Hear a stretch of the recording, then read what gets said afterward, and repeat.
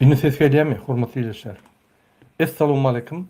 Şu gün 2026-njy ýylyň 1-nji marty hepdeniňem ýegşenme güni. Hoş geldiňiz demokratik opozisiýasynyň kanallaryna. Hormatly izleýär, ine şu gün biz Ayatollah Ali Hömeini öldürildi we Amerikan Birleşik Ştatları we Izrailin Irana garşy uruş bardy burundadyr. Men bir näçe kadrlar okudım size ve şu kadrlar boýunça ses gelýärmi? Wa aleykum assalam.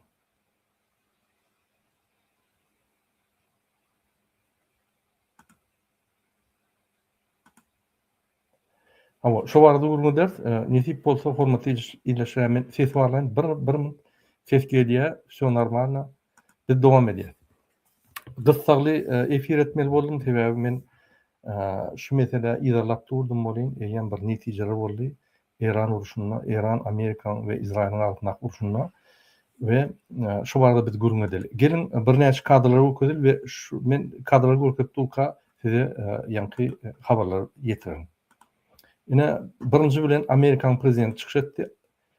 Şol çykyşyna gowy düşündirdi. Näçip şodia, näçip ýanky şuluş başlatdy diýip menim onu komentar ederim. Biz TikTok'ta da alyp barýat efiri, egerde TikTok'ta bolsaňyz aşağıda soruňyzy ýazarsaňyz men soň soruňyza jogap bererim. Gelin seyrederiň, ine Amerikan prezidenti näme diýär? Uruş başlamaka. Uruşy başlap näme diýär? Birinji wagtlar uruş başlandan näme diýär şu adam? Gelin şunu dinleýin. Некоторое время назад вооруженные силы Соединенных Штатов начали масштабные боевые операции в Иране. Наша цель – защитить американский народ, устранив непосредственные угрозы со стороны иранского режима, жестокой группы очень жестких, ужасных людей. Его угрожающая деятельность напрямую ставит под угрозу Соединенные Штаты, наших военных, наши зарубежные базы и наших союзников по всему миру. На протяжении 47 лет иранский режим скандировал «Смерть Америке» и вел бесконечную кампанию кровопролития и массовых убийств, нацеленных на Соединенные Штаты, наших военнослужащих и мирных людей во многих странах. Иран – государство-спонсор терроризма номер 1 в мире, и совсем недавно он убил десятки тысяч собственных граждан на улицах, когда те протестовали. Политика Соединенных Штатов... Men gysgaça terjime edeyim, hormatly vatandaşlar, düň hepden şenbe güni Amerikan Birleşik Ştatları we İsrail bilen birlikde Iran howa hüjümini etdi. Hüjüm üçin İsrail we Amerika birlikde 200 ory ýanky samolyotlar ulundylar. Ine şol operasiýanyň esas manysy, maksady Iranyň ýadro ýaragyny edinmegini öňüne almak boýunça ine şol uruş boldy. Şol Trump öz çykyşynda aýdýar, Iran terrorist döwletiň biri, ol öz halkyny öldürýär ve Amerikan ýani parahat ýaşamak üçin Amerikan halkynyň parahat ýaşamakda geljekde problem bolmadýan biz şol Irana çöp şoň ýanky ýadro ýaragyny ýok etmeli we şöldäki rejime garşy görüşmeli diýip aýdýar. Gysgaysam. Gelin dinleýin. И в особенности моей администрации всегда заключалась в том, что этот террористический режим никогда не должен обладать ядерным оружием. Повторю, у них никогда не будет ядерного оружия. Мы уничтожим их флот. Мы гарантируем, что террористические прокси в регионе больше не смогут дестабилизировать регион или мир, атаковать наши силы и использовать самодельные взрывные устройства или Näme diýär? Biz şoň goşunlaryny ýanky ýok ederiz. Laytada deňiz goşunlaryny ýok ederiz. Olaryň proksileri, proksi diýende ýagny her bir döwletiň ýürütülüşdirilen harby gullyklary we başga döwletlerde gizlin. O terrorist gullyklary diýip bolýar, o radikal ýanky harby goşunlar diýip bolýar. Oň tapagy ýok, ýöne şolar Iranyň lideriniň, ýagny Ali Hömeiniň, Ayatollah Ali Hömeiniň aýdýan zatlaryny ýerine ýetirýär we şol tarapyndan kontrol edilýär. Şoň üçin proksi diýilýär. Ýagny proximite diýmek ýakynlaky goşunlar. Ýagny döwletiň içinde däl, ýakynlaky goşunlar. Şo proksi goşunlar, şoň üçin proksi diýilýär. Gelin ýerindinlärin. Дорожные бомбы, как их иногда называют, чтобы тяжело ранить и убивать тысячи людей, включая многих американцев. Bular ýanky terroristik ýaraglar edýär, el hünärli ýaraglar edýär, ýanky fabrikdan çykarman ýöne şeýle we bir topar müňlüç adamlary öldürýärler. Şu zatlaryň öňüne almak üçin biz şoňa çözdük. И мы обеспечим, чтобы Иран не получил ядерное оружие. Членам корпуса стражей исламской революции, вооруженных сил и всей полиции я говорю сегодня. Вы должны сложить оружие и получите полную неприкосновенность. Либо вас ждет неминуемая смерть. Сложите оружие. Вас будут честно и справедливо защищать с полной неприкосновенностью. Иначе... Nime diyelim? Biz İran meselesini doğru yaparız ve İran'ın harboluklarına yöneliyor. Öz yararlarınızı koyun. Sizi biz korar. Hiç kim hiç hattiymez. Yönü uruşman yararınızı koran diye. Yani özünüzü koran, uruşa girmen, yararınızı koyun diye. Вас ждет неминуемая смерть. И, наконец, великому и гордому народу Ирана я говорю сегодня. Час вашей свободы настал. Оставайтесь в Украине. Eger de şunu etmeseniz siz ölürsünüz diye. İran halkına dönüyor. Sizin azatlık vaktiniz geldi. Siz ayağa alıp yani hükümet elinize alın yani. Не выходите из домов. Снаружи очень опасно. Бомбы будут падать повсюду. Когда мы закончим, возьмите власть в свои руки. Правительство будет вашим. Это, возможно, ваш единственный шанс на многие поколения вперед. Некоторое время назад Nime diýede, siz öýden çykman oturuň, halkyna ýölenýär, bombalar köp ýagar. Haçanda biz guturulmazdy. Ona siz hökümeti eliňize alyp, öz ýanky halk hökümetini dikleň diýerler. Indiki video seyrederiň hormatly ýaşlar, ine şu ýolda İran'a nähili bombalanýar, ine şonu görýär. Gelin seyrederiň. Actually knew that the attack was going to happen about 15 minutes before it did because someone in Iraq posted a video on a Telegram. These are, of course, Tomahawks land attack missiles. But we do see some strikes near the Atomic Energy Organization as well. Bu men ýalňyşmasam İran bombalýarlar.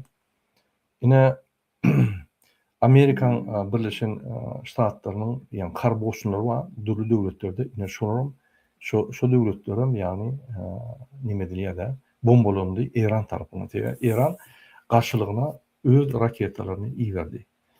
6 döwlete iýerdi. Şu döwletleriň arasynda Dubay we Saudy Arabiýasy we Kuwait we Ýordaniýa we onsoň Irak we 6 tan döwlete uratdy şu zatlary. Yani yararly raketalary. Muhammed ağa hoş geldiňiz. Assalamu alaykum. Salam, ve aleykümselam, salam vatandaşlar. Efirde mi sen hazır? Ha, efirde hazır. Ben başladım. Ben hazır videoları okuyayım, o zaman bir diskussiya geçecek. Yine şunu söyledim. Amerikan yani Обстрелом военно-морская база США в Бахрейне, авиабазы в Катаре и ОАЭ, взрывы в Тель-Авиве и Хайфе. В Дубае эвакуируют Бурдж-Халифу. Воздушное пространство закрыто. Американцы предупреждают, удары могут продолжаться неделями. Ближний Восток полыхает. Иран сдержал слово. Ответный удар... İndeki video seyirlerin şu İran'ın Amerikan gaýygy var, samolyot çeken gaýygy var. Men öňküde görkezdim, ýani İran'ın ýanyna geldi, aşa Günnogordan. Ine şoňa İran ikide gurdy. Öňsöpdirdim şoňa.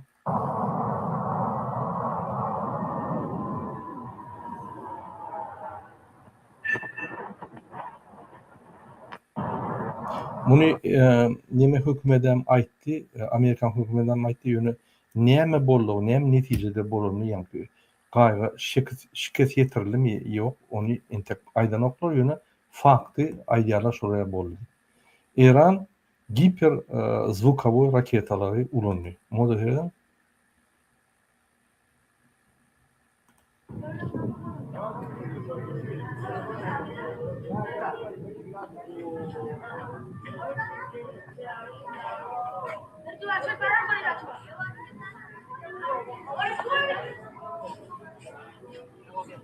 Assalamu alaykum.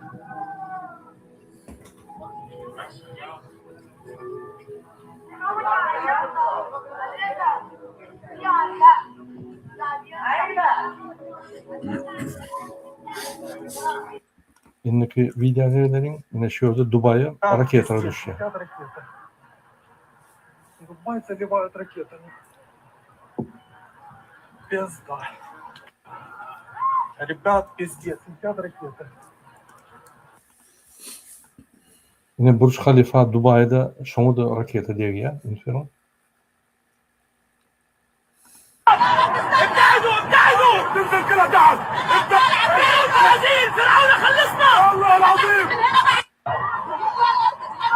şöyle atol bakıyorum. Yine İran Erra'ydı, yani Saudi Arabiyanın içindeki Amerikan bazasını yok etti. الجوي حقا عندنا عندنا الان القوات ايوه نصف الجوي هذا كله غاز وبترول شوف كم البقرة هناك هناك كيف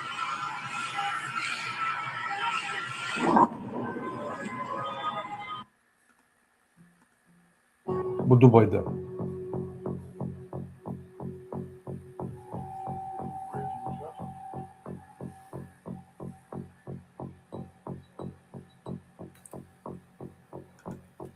Indeki videolar Dubai'nin yankı. Pardon.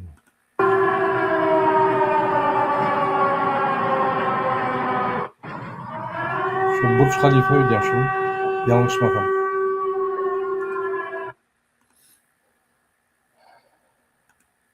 Amerikan bazasına, pardon, yani İran'da.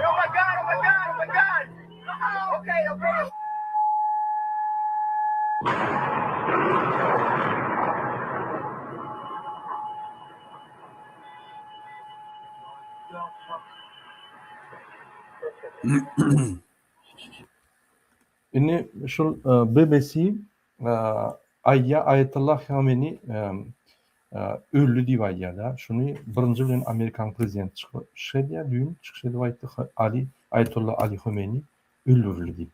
Ondan soň bir neçe wagtdan ýa-ni İran hökümeti, İran hökümetiniň wekilleri Ayetullah Gildengi işat bolany biz görüşi dowam eder saat diýip çykyş etdiler. Ýöne bir neçe saatdan soň ýagny bular tasdiklady, hökümet tasdiklady Ayetullah Ali Khamenei öldü diýip. Ine şurada ine BBC aýdyp geçýär, intek hiç kim gören ok şonu. Men bilýän Muhammed Aga'dan biz hemme zatlar sorar. Ine men şu ýa-ni internetin düzümindäki materiallar sebäp Muhammed Ağa bu hadiseleri izarlap dur, o barada ýa-ni aýratyn görmezler. Ýene bir maglumat, ine şunu Omuski koridor diýilýär, proliv diýilýär. Ine şundan gaýyklar geçýär. Takminan 350 gaýyk gelýär şu Persitski zalivden.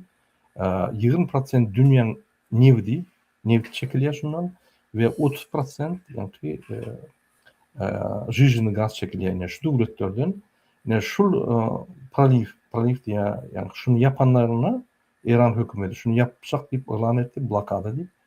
Ine şu proliv ýapylanyna dünýäde bahara bökülýär. Neft gazyny bahara bökülýär we dünýäde täze bir ýa-ni täsirli krizis, dünýä krizisi emine gelip bilýär. Oňdaşyndan şu krizisem bar, oňdaşyndan üstüne goşup bilýär we bu bolsa Hytaýa, Ýewropa gat täsir edýär.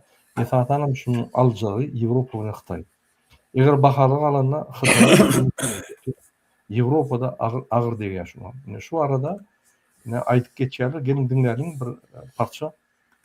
Залив соединяет Персидский залив с Оманским и Ну, далее шо? с Аравийским морем. При этом ширина Ормузского пролива в самом узком месте составляет 33 километра. И при наихудшем сценарии Иран может попытаться его блокировать, что приведет к задержкам мировых поставок, немедленно отразится на ценах. А на выходных парламент Ирана проголосовал за закрытие Ормузского пролива. Так там ответили на те самые американские удары. Впрочем, Корпус стражи Исламской революции объявил о блокировке Ормузского пролива после ударов США и Израиля по Ирану. Представитель военно-морской миссии ЕС в регионе заявляет, что судам запрещают проход через морской маршрут. Ормузский пролив – важнейшая энергетическая артерия мира, через которую проходит около 20% глобальных поставок нефти и до 30% жиженного газа. Она соединяет Персидский залив с Индийским океаном. Ранее Тегеран предупреждал, что в случае угрозы... Yine şeyde Muhammed Ağa indi biz öz efirimize aýdyp geleli. Hoş geldiňiz ýene bir gerek. Yine Muhammed Ağa dünkü işende günü ýa-ni Amerika, İsrail başladı, Amerikada gollady. Bir topar raketalar İran'a karşı hücum edildi. İran'ın öz gözlerine ýa-ni gaýtargy berdi. Şo ýerde Ayetullah Ali Khamenei öldü diýip habar çykdy hemme dünýä ýa-ni mass mediasynda. Şu arada size bir soru, Ayetullah Ali Khamenei doğrudan öldü mü? Hiç yerde men gözledim ýa-ni şuň ýa-ni ölüsi ýa nemesi görünmedi. İnternetin düzümünde egerde şol hak mı ya hak dämi şu barada görüňerseniz size maglumat bizimkiden köpdür. Murada dün ýem şol irden çözyalla İran'a şu birinci udarda İran'ın Ayetullah Hamenei'nin beytini yani şon bolýan, işleyen ofisi hemmedar şu taýda şonu urýar. Şoňa 37 tane bomba urýar Izrail. Ýörüýte taýlanan bomba. Sebäp oň aşagyny o 5 dewam näme. Oňdan näçe saatdan soň Izrail'in 10-njy kanal telewizionyasy birinji şu habar berdi, ýöne häzir patwerjat edilen akdy. Ondan soň bir näçe wagtdan soň Hamenei'nin gelini, körekeni ve ahtığı öldü diýdiler. O habar patwerjat edildi, soň ogly Mustafa diýip, olem öldü diýip aýtdylar. Ýöne ol men häzir bilemem. Ondan soň Hamenei'ni yerin aşağından çıkardılar. Şoň turatam İsrail'de ba. İş şondan soň ozan Trump abiýawiýet etdi. Ayetullah Hamenei öldü diýip. İran'ın hükümeti onu giýilip saklajak boldy. Sebäbi eger Hamenei öldü diýse hemme zat dargaya da. Sebäbi şol güýçli nemeti hemme zat hawa dargaya. Ondan muny yankı turatyny dadyny Trump nemedinden soň İran'ın hükümeti ofitsialny telewizionyada aýtdylar, elan etdiler. Hamenei öldü diýip. Oňa derek bir tane временный управление için bir sovet döretdiler. Şoňa girýän neme Larijani ondan soň parlamentin başlygy Galibaf ýene biri. Şu üçsi şu atlam häzir wagtlaýynça ta meclis geçirip şoň ýerine birini belleýänçäler. Şol üçin oň cehenneme uğradylaryny belli. Ol häzir ýeriň ýüzünde ýok, özüm tohum diýiji bilen ýok. Şulam Serdar Berdi Muhammed'e oýlanmaga zat bar. Siz şunýany gutarýaňyz. Öz çağan aktıklan ulu terek ýüzüne geljeňiz şu bolar. Muhammed Asawul häzir bir kadr berdeli. Ne İsrail'in ýa birinji ministri Netanyahu şol barada aýdýar. Gelin şonu dinläliň, oňdan biz dowam eder.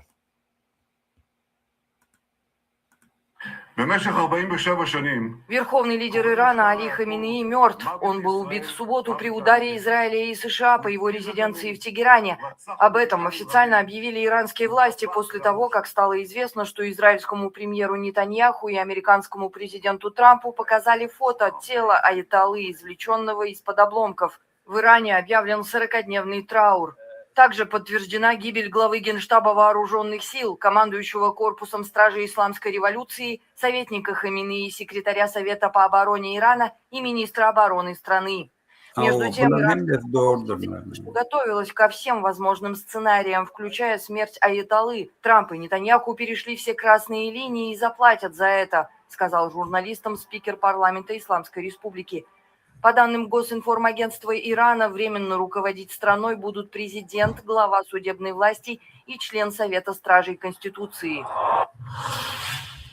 Muhammed ağa, ünsören bolsaňyz, ýa-ni entek ölmäke Al-Homeini bellek diýär. Maňa bir zat bolaýsa, ine şul adamlar, ýagny hökümet dowam ederler diýip bellek diýerler. Ine şol öz öljegini bilýärdi diýen sebäbi Amerika keypine ýa-ni şöyle öz flotuny ýagny deniz goşunlaryny eltenok we ýadyňyzda bolsa biz aýdypdyk Türkmenistan tarapyndan ýürüýdi spetsnazlar ýerdi ýa-ni beýlik eşikde. Ne şu ýaly toçuşnik bombalar udarlarda toçuşnik. Muny wara içinden o maglumatlar alman. Şu moment niýededigini aýtman, bilmän Amerika ut bilmän şonu gotdum. Diýmek şoň üçin hem İsrail razvedkasy hem Amerikan razvedkasy dol gowy işläpdirler. Şolar dol maglumat alyp, ýagny şu toçkosyny haçan urmaly, niýededigini aýdyp, ýa-ni tahminan ýokardan ýa-ni satelitden seredip ýokardan tahminan niýe geldi, niýe yerleşe hemme zatlar bilip, habar berip, yankı raketler gurduruyor. Şu bizim önkü çıkış edenimiz yankı yadımızda bolsa Allama Fahim diýdi. Yok o Amerikanlar diňe satelitten her diýe yankı gerenok serhede barmady da tip aýtdy. Ine şuraya operasiýalar öňünden yankı içallar iwerliýär, içine razvedkasy iwerliýär içine ve içinden hemme agentler galdyp taýar edilýär. Diňe agentlaryň içindäki agentlaryň yankı maglumaty yeterlikde daşynyň adamy gelip barlap şunu tasdiklamaly we yankı ol lazer navideniýa diýär, ol her hil zatlary ulanyp şolar toçuşna şöýre ýagny hurdurmalylar. Men şonu aýtjak bellekleşek bolýan. Amerika Men bırak goşaýyn Murada. Awa Rossiýa ýaly göreni urup duran toçuşna buraya ýadymyzda bolsa Maduro'da gelenle yürüýtü ses yankı nemeler ulanny, ses tolkunlar ulanna hemme ahranany yatırdy. Gelip ak gitdi. Ne şuryaly bu dürlü yaraglary var, ýöne şo yaraglar yerlerde adamyň üstüne edilýär. Aýdyn Muhammed ağa. Neme şu 5-6 ay bundan önce de 5-6 ayda bir yıl olup geliyor. İran'ın speslužbasının başlığı Mehmedi deyip bir neme şol ofitsialne televizyona gel aýtýar. Musa'nın agentleri hemme yerde diye. Sizin yanınızda dur diye hükümet yol başçılarına aýtýar. Sizin nämet ýerliňizden bilýär. Şol üçin her bir hükümet yol başçysy öz janyny awap gorajak ol pereket etsin diýip göni duýdurýar aýtýar. İsrail birinji çolunny 15 sekund öňünde çolundan soň İranyň en ýokarky wayenny naçalniklary 15 sekundun içinde yok etdi. 15 sekundun içinde. Siz gözüne getirin, öz pasteline yatı kavuruyor. Hamene'yini öldürecek oluyor, Trump ruhsat vermiyor. Ofisyalına aittilam, Trump. Bir de Trump aydıptır, yani şu Reuters'ın haberine göre, diye Amerika, İsrail'e aydıptır Hamene'nin nirdeliğini, bu İsrail'in bambid etti diye enni haberlere göre de. Şol için bıdatlı Amerika koşununu yığınap Türkmenistan'ı hem o yönü yerden ne? Onu hem bedadı nemedip toçunu udar edip. Şu gerek ki İsrail, Amerika, İran'a çolduğunun esası şunu vıdaknavliyat etken dadı İran'ın halkı iyiliği giderli Amerikan çolduğunu haiş edip büyülendiler. Şol için Amerika, İsrail halka ziyan yetirecekler oluyor, maksimal ne edecekler. Tabi şu halkı özüne karşı hedefi gelene. Doğru. Hatta doğru elakıştın, yine yadımda bolsa Amerikan katül sürdü İran'ın halkı çıkıp protestler ettiler, zat ettiler. 40 Moğol'u adam öldürülüyor. Onun içinde talipler var, yönüköy adamlar var. Şunu da Amerika reaksiya verdi. Ve şonam gözüňünde tuttu, terörist dip, öz halkyny öldürýän terörist dip. Häzir Terda we Gurban Berdimuhammedow öz halkyna garşy genosid etdi. Türmäden ODP meselesinde kutaranok. ODP'de diýmedem diýende 36 ýylda 10 oğlu bizim vatandaşymız berdi. 10 oğlu. Bir ýylda takminan 500'den 1000 adam ölýär. Bir ýylda ODP'de. Ofitsialna ýa-ni resmi taýdan bunu öldürýärler, zıp goýarýarlar. Doğun anlaşmalarına diye intek etmiyor. Doğun anlaşmalarına imit katna diye, eşik katna diye öz yankı vatandaşlarına Türkmenistan ovudundepen doğru yapmalı. Yok etmeli. Şu türmeni yıkıp teğden vıska yankı urovnevay yani Евро urovnevay türme olmalı. Onu da öz günahını yükleniyor. Şuraya Türkmenistan'ın hükümeti, bunun teröristler öz halkına karşı görüşüyor. Öz halkyny imtim öldürýär. Ýagny gizläp öldürýär. Türmäň içine salyp şöyle ýitirmedi. Ne şuňa da intek biz bütün dünýäň üntüni çeker. Muhammed ağa, indi şul ýanky İran hökümeti şonan bellekeçe şonan bir diňläli ruhsat berdiňiz edil bir minut. İran hökümetinden tasdikleýär, ine näme bolany ýanky şol Ayatollah Ali Khamenei'nin ölünü vardı. Продолжить давление на Исламскую Республику. Иранские государственные агентства Тасним, Ирна, Айсна, Мехр и Фарс утром в воскресенье 1 марта подтвердили гибель аятоллы. По данным Фарс, Хаминеи был убит рано утром 28 февраля на рабочем месте в своей резиденции в Тегеране. Правительство Ирана объявило 40 дней общенационального траура и 7 дней официальных выходных. Хаминеи возглавлял Исламскую Республику 36 лет. В заявлении корпуса Стражей Исламской революции говорится, что вооруженные силы и народный басидж продолжат курс своего лидера и будут наказывать нарушителей суверенитета исламской родины. Власти назвали произошедшее великим преступлением, которое никогда не останется без ответа.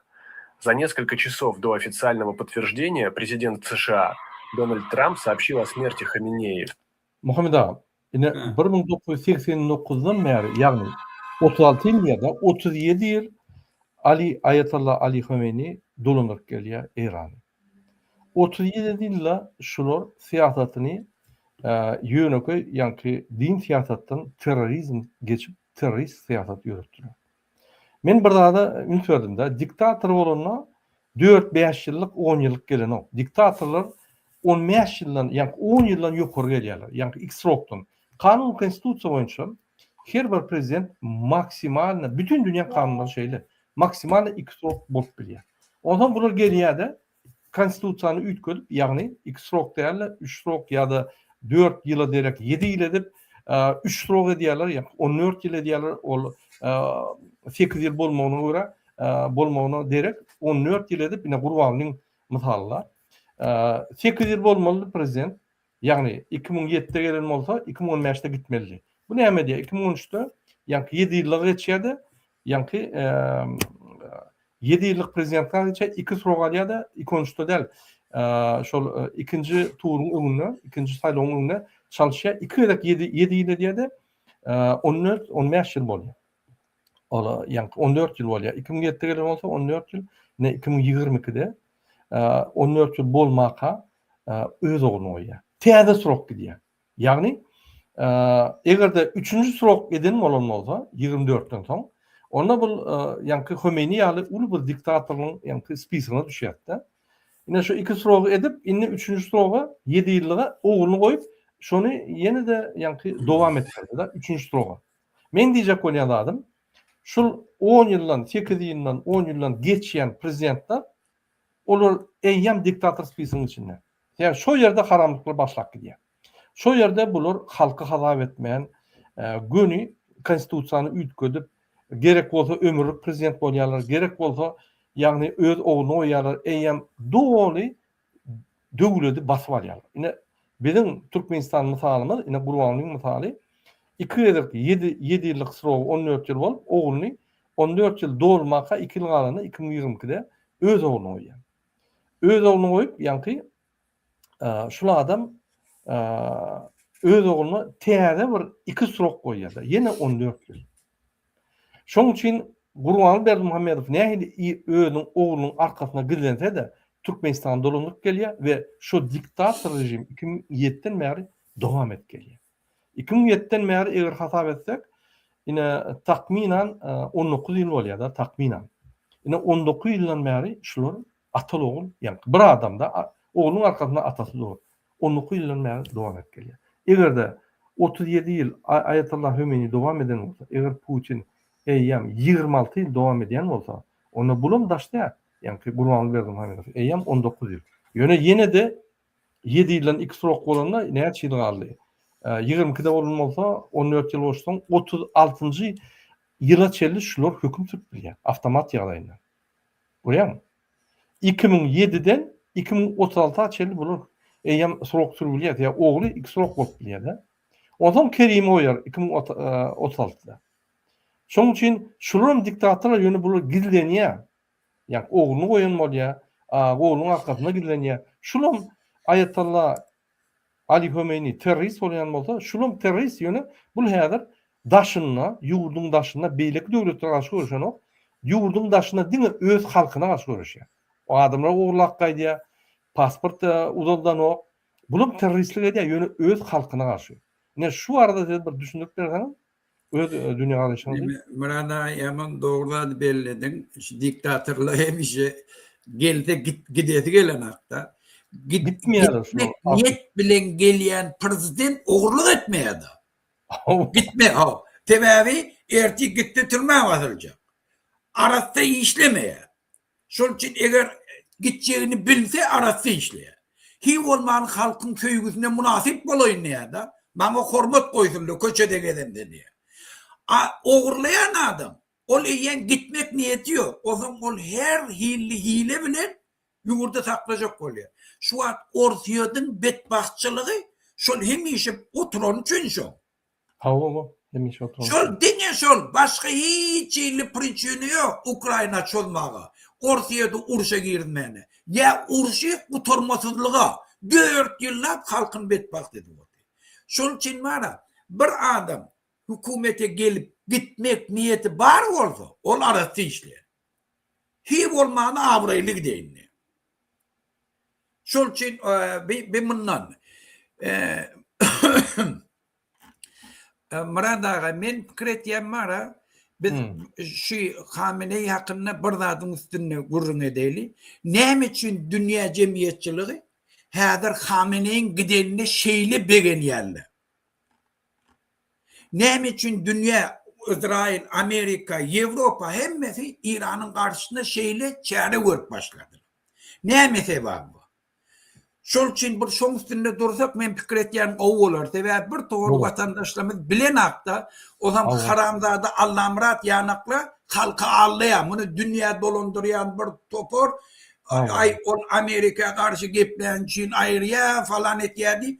On eden cinayetler hakkında istat diýene. Olu yurdu talan hakkında istat diýene. Aytym şu pozisiýadan oňsoň şonu gollajak bolýarlar. Saçy üstü edecek bolýarlar şoňa haramzada. Yeni ştada nimet bakan bir zady belleyin. Hamenei bir nime ideýeden gelip çykýan zady ilerleýär. Ol Şiye, şu Şiýe nimetjek ol. Ola biz ölseňem beşte gitýäk diýär. Çağılarynam şoruh bilen. Sen gözegine getir enni. Berdi Muhammed näme düşündürüş vermeli? Çağılaryny aktyklaryna. Eger şonu öldürse haram men ýurt talajak bolum halk meni öldürdi mella. Ol ideýe üçin göreşen ağa, vatan üçin göreşen ağa, İslam üçin göreşen ağa, ya başka bir Marksizmi üçin göreşen ağa. Ol dine ýurdy men, öz ýurdyma haramzadaçylyk etdim, şol üçin men öldürýärler, aktyklym tizem öldürýärler diýmenler. Doğru. Muhammed abi men bir zat belli keşek bolýan şördüm. Ine gaty dogry elakdyňyz. Üns beriň. Men ýene bir gezek halkyň ünsüni çekýän. Üns beriň. Saddam Hüseyin ol hökümeti basyp aldy, terörist döwlet boldy. On eden etdiňleri hiç kimdir ýatlanok, ondan geroy ýasadylar. Kaddafi öz halkyny edil esserýaly açlyk getirdi. Bir topar ine öýlenseň pul berýärler ýa-da ýagny sen öýlenende jaý berýärler zat diýip. Hawa ol bar ýöne baý adamlar üçin, garyplar üçin ýok. Ol ýöne propaganda. Onan gahryman etdiler. Halkyny kösäp ömürlük prezident, ömürlük ýa-ni monarh bolup, onu häzir geroy edýärler. Häzir inanmaryň, Ayatollah Hemeyni'nem geroy ederler. Amerikany gelip öldürdi. Ine Maduro'ny geroy ederler. Muny geroy ederler. Sebäbi halk bir zady düşünmeli. Bular diktatorlar. Bular öz döwrüne, öz halkyny edip katastrofa getiren adamlar döwredi. Ine Maduro'dagy näçe bir ýylda 200.000% inflasiýa getirdi. Bu topar baý döwredi. Şo ýerde tans edip gowy ýaşap, öz ýakynlary bilen, aýaly bilen hemme zady kontrol etdi, narkotrafik kontrol etdi, Amerika narkotiky urutturdy, içinde karteller bilen iş ýaşyp bir terörist döwlet boldy. Ine Kaddafi hem şeýle, nemede şeýle, ýani Saddam Hüseynem. Ýadyňda bolsa Kuweyt'e çözdü, Eran'a çözdü, etmedik zady ýok. Şeň, ol bir zulüm, zalim. Ine häzirem Ayatollahny, ýagny muny gahryman ederler. Ýoş-ýoşdan gahryman ederler. Ay Iran halky görýärdi, ine duhovny lider, ýagny milli lider, ruh lideri ine şu adam öldürmedik bolsa İran başgaça boldy, güllep ösürdi. Zati bir topar legenda taparlar. Bul näçe bir şeyler tapılıyor? Yani iki sistema görüş alıp barıyor öz arasında. Kapitalist sistematy, yani Amerika tarafı, Avrupa tarafı ve bu tarafı köne komünist sistematy. Köne komünist sistematy ýadynda bolsa her wagt propaganda edýärdi. On propagandasy kapitalizm erwet, kapitalizm adamları öldürýär. Şöyle diňe bir 3% gowy ýaşaýar, galan ýok. Adamlar üçin gurulan döwletde olaryň bar manysy adamlar kösemek, ýöne kommunizm adamlar rahat ýaşaýar, parahatly ýaşaýar diýip şonu nime diýärdi? Ine şonuň Ýewropa, Amerika garşy propagandasy Saddam Huseyn ýaly, Kuban ýolbaşçy ýaly, Fidel Castro, Maduro ýaly, Kaddafi ýaly adamlara kömek edip, İran ýaly kömek edip, şol terörist rejimleri saklap, Amerika garşy uruşdurup, ondan sonra öläýse de olar gahrman edýärdiler da. Ine siz ine İranyň grazdany, İran'la doğulup yaşan. Siz İran'ın problematyny Allah rahimden gobul ýaňyz. Şoň üçin bir düşündürün şu Ayatullah Ali Hemeyni halka eden zatlar, gowy zatlar näme, erwet zatlar näme we gysgaça bütün dünýä giňişliginde şoň terrorçylyk we parahatçylyk siýasaty ýöretdi. Şonu bir gys aýtsaňyz, bir halk şoňa bir aňyrakdan başlaýan İranyň nämişe rewolýusiýa boldy. Birinji ýöne gysgaýdy. Gende şa bir topor gowy eden adam bolsa, Svetskoy gastudarstva bolonan bolsa, ýöne bir wagtyň içinde köp wagtlar hökümetde oturan üçin on teoreýini bir topor patgalimla aldylar. O döwürde İran'ın yerleşen yerim SSR bilen granitse bolon için iki tane lagerin yani sos lageri bilen kapitalizmin granitesinde duran. Şol için iki yurdun agentleri otady güýçden işleyen da. Şol için İran'ı şany komünistlerden korkudup komünistlerin perevarot etmegi devlet ağdarşını etjek neme şondan korkudup yurdun içinde bir topar şuna karşı çıkan adamlar komünisti türmeye battılar. İran'ı İslamik siyasi partiye yol vermediler. Metbuat azatlığı dolu ayırdılar. Ondan patkalimle bunun yanına bulup onu Reyanist'tan daşlaştırdılar. Bir topar agrar reformanın rezultatını ovalardan adamla emigrasiya şäherlere başladı. Olan özüne göre bir topar problemi döretti. Şu halkın umumi nardaçılık bolon için halk revolüsiya geldi. İnne revolüsiya boldu. Halk milyonlarca adamla köçe çıkıp Ayetullah Khomeini'ni getirdiler. Ayetullah Khomeini gelmeden önce hem mezadi söz verdi. Ahurlu yurt dolandırmar, ahurlu bir baranımızdan mescitlerde bolar seni. Yöne hükümete gelenden tam hükümetten gidesi gelmedi. Biz İslam devletini vuracak. Sonra İran'da referandum geçirdiler. İran'da neyle hükümet etleyenler? Cumhuri İslami mi ya yok mu?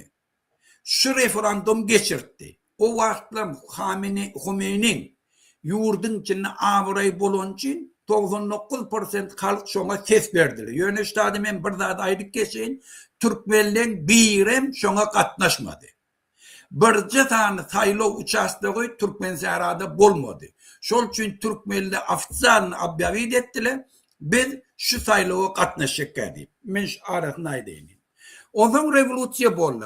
Khomeini hükümete gelenle başından derrew şunu kömek eden siyasi toporları ayırmak bilen boldy. İkinci eden dadi revolüsiyamı eksport etmeli hemme propagandasını şuna napravid etti. Irak'ın içindeki Şiileri ayağa kaldırmak için pul verip başladı. Irak'ın armiyasındaki afisarlara fetva verdi. Saddam Hüseyin'in karşısına perevarot edin deyip. Şol üçin kömek etti. Şunun bir sebep boldy. Saddam Hüseyin İran'ı çözmeli. İnni uruştular, uruş kutordu, İran uruşta utturdu. Ayetullah Khomeini men saklaşeniye kol çekken merini saklaşeniye yöne men şuna kol çekecek dedim. Mecbur oldum. Şunu cam şarabı zehir camını içeceğini şuna kol çekti. O zaman Khomeini ne etti?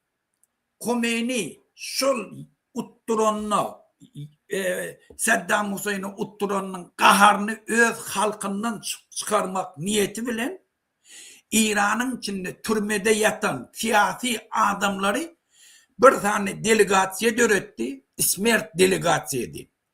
Yol başçısı İran'ın önkü prezidenti o vertolyot hadisesinde ölen. Son İran'ın Sudiyası'nın başlığı Mehmet idi. Yine bir adam. Şu delegasyonla türmelere var. Türmede yatan aktivistleri yani hükümete karşı çıkan şuna nerede olan komünistler hemmesini şunları öldürmeli prikaz verdi. Neme bariyalla türmelere çağırıp bar ekidin şeyittirip. Şunu eşitip Khomeini'nin yerine gelmeli adam. Neme Ayetullah Muntezeri en ulu ulamaların biri revolüsyada katnaşan den derecede Khomeini bilen Khomeini'nin avreyana onunla da bağlı Tehran şehrinin imam cumhuriyeti şu ofisyalni Khomeini'nin yerine bulmalı adamdı. Şu haberi Khomeini'nin şun yana prikaz berenini eşitip Khomeini'ye ofisyalni hat yazıyor. Khomeini şu işi etmedi ya. Ödem Ramazan ayına kan dökmek boluna şunu etme bizim dini zadımıza da kavat gelen aktı. Khomeini onu da edin deyip buyruğu veriyor. Bu ondan yankı delegasyonu öz yanına çağırıyor kabinetine. Çağırıp da öz beyti değil ya da beytine çağırıyor. Beytine çağırıp şunları ait ya etmen diye. Hiv olmanı karasın Ramazan ayı kutoryanca diye. Onu da şuna kulak asmanı gidip 4500 adamın atları bile belli kalanını hemmesini buldozor bile kalıp şeytirmek yerli. Neçemin adam öldürüldükleri şu neçelin belli de. Şu haberi 20 millat İran'ın içinde giyvek geldiler. Mun üstü açıldı. Ondan Muntezeri şu videosunu şu İsmert delegasyonu çağırıp gepleyenini yadan hatını çıkarıp başladılar. Muntezeri'ni şu edeni iş için Khomeini'nin nasliyetliğinden ayırdılar da ondan Khamenei'ni getirdiler. Onu Damaşni areste sakladılar. Enne Khamenei'nin ahili gelen ayçak olayanlar. Ondan Khamenei orna açıp başladı. Khamenei yine de ben yine üstade bellek geçecek. Şulun nehirli haramdadalığını vatandaşlar seyredin. İslam hükümeti adı vardır. Şula türmelerde kıyıdları durmuşa çıkmadık kıyıdları atacak koldola bilen mi nimet yerle şu durmuşa çıkmadık kıyıdı atmak bolona o zaman şula nimet yer türmedeki işgərlerinin biri ya İslam bitilden birine şu kıyıd bile nikah ettirliye atılmalı kıyıdı. Nikah ettirliye bir giyece şu bile yatıp duruyor. O zaman at yalla o zaman şu atılan kıyıdın eşiğini alıp da yankı oğlanı körükönü hükmünne ece kakasının yanına elk yerine de karşısını kakayıp ait yer. Men sizin körükönünüz sizin kıyıdınız atıllı bulan eşiği dip tavşırıyor. Şun yanak şula haramladı. Ne? Şunu hem yerde ben özümden çıkarıp aytyanlardım diyor. İnni şun yanak şula haramladılar. İnni Rafsanjani İran'ın içinde ulu liderlerin biri. Ve prezident tat bolya Khomeini ölene İngilizatın adamların biri hem prezident Rafsanjani. Rafsanjani bir mafya yana. Bir hükümeti yine de öz kontrolüne saklamak için Khamenei'ni kaldırıyor. Khamenei'ni pırlagat ediyor. Şu Khomeini'nin yerine bulsun diye. Khomeini İran'ın parlamentinin içinde şey diye adamla hem de deputatların önüne videosu vardır. Görüp bilirsiniz. Beni Khomeini'nin yerine bellemen diye. Ve de kulak asın adamla. Khomeini'nin yerine beni bellemen diye. Eğer beni şu tak bellasınız diye İran'ın halkı kan ağlar diye. Şu önünden aydan adam şu. Beni bellemen, beni eğer belleseniz kan ağlarsınız diye. Onu da şunu taylak getirip koyuyorlar. 30 yıl beri İran'ın hükümetini hem zaten yok orada. Hiç kim şunu eline verip bilmeyen absolut vlası şunu eline verdiler. Bu da indi neyme? Indi neyme için dünya şuna karşı gitti. Yani. Amerikalı'nın öz priçinesi var. Bir tavır yankıyı Allah murat yana fikir etiyen adamla İran Şah hükümetini Amerikalı ayırdı diye. Angliçalı ayırdı diye. Bir tavır şun yana fikirli var da şey ettirip. O zaman İran'ın hükümeti, şu hükümet gelenden son birinci edendadi Amerikan pasolosluğunun işgallerini 444 güllep zalojnik edip aldı. Bir dünyadaki hem normatifli boyunca hiçbir devletin pasolosluğun işgallerini ellemeyi, şolun dazı çemedallarını bağlamağı da hakları yok. Yönü İran şolun hemmesini bolup 444 güllep diplomatları zalojnik edip sakladı. İkinci, İran'ın edendadı. Livan'da 220 tane Amerikanski nemelerini, vayenlilerini öldürdü bomba koyup. Persiyski zalivde neçe tane Amerikalı'nın nemelerine karşı terakları organize etti. İran'ın hükümete gelenden beri İran'ın hem baylığını dine bir niyet için hayırlarını. Arapların içindeki Şiileri kollap, Şiileri yararlandırıp, şu hükümetleri Şiilerin eline tavşırmak niyeti bilen. Şol için elinden geleni İran'ın hükümeti etti. Arap devletlerinin içinde özlerini orunlaştırmak için Filistinlilere kömek etmeli, Filistinlileri kollamalı, İsrail'i yok etmeli, şu lozing bilen Arapların içine girdi. O lozingin Arapların içinde haridarı var. Tabi Arap devletleri neçe edek nemedik gördüler, hareket gördüler İsrail'in karşısına. Bayenini tercihini ettiler, yönü hemmesini utullular. O zaman göz getirdiler İsrail'e hiç de dip olacakken, hiç de çok eminden gelip olacakken, mirini saklaşa niyettiler. Onu da Arap devletlerinin halkı narda köptü. Şol için Arap devletlerinin içinde orun atmak için İran Filistinlilere kömek niyeti bilen, İsrail'i yok etmek lozingi bilen şolun içinde ornaşıp bildi. Şondan beri İran'ın birinci düşmanı biz İsrail'i yok etmeli. Bunun dünyadaki bar kanunlu boyunca bir özbaşlık devlet kabul edilenden sonra onu hiçbir devlet ayırmalı ihracat edip bilemez.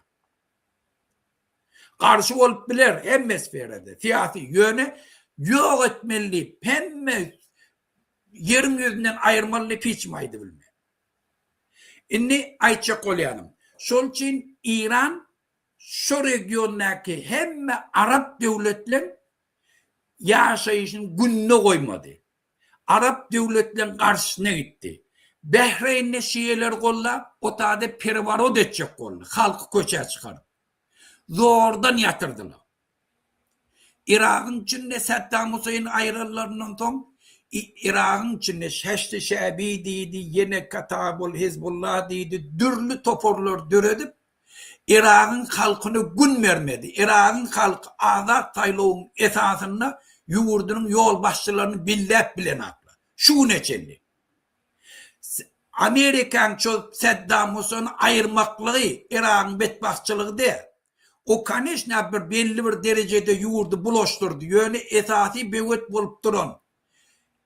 İslenlik siyasi harekete bevet bolup duran ayrılığı bir kaptırlığın peydası var, bir kaptırlığın bar durmuşu bozuyor.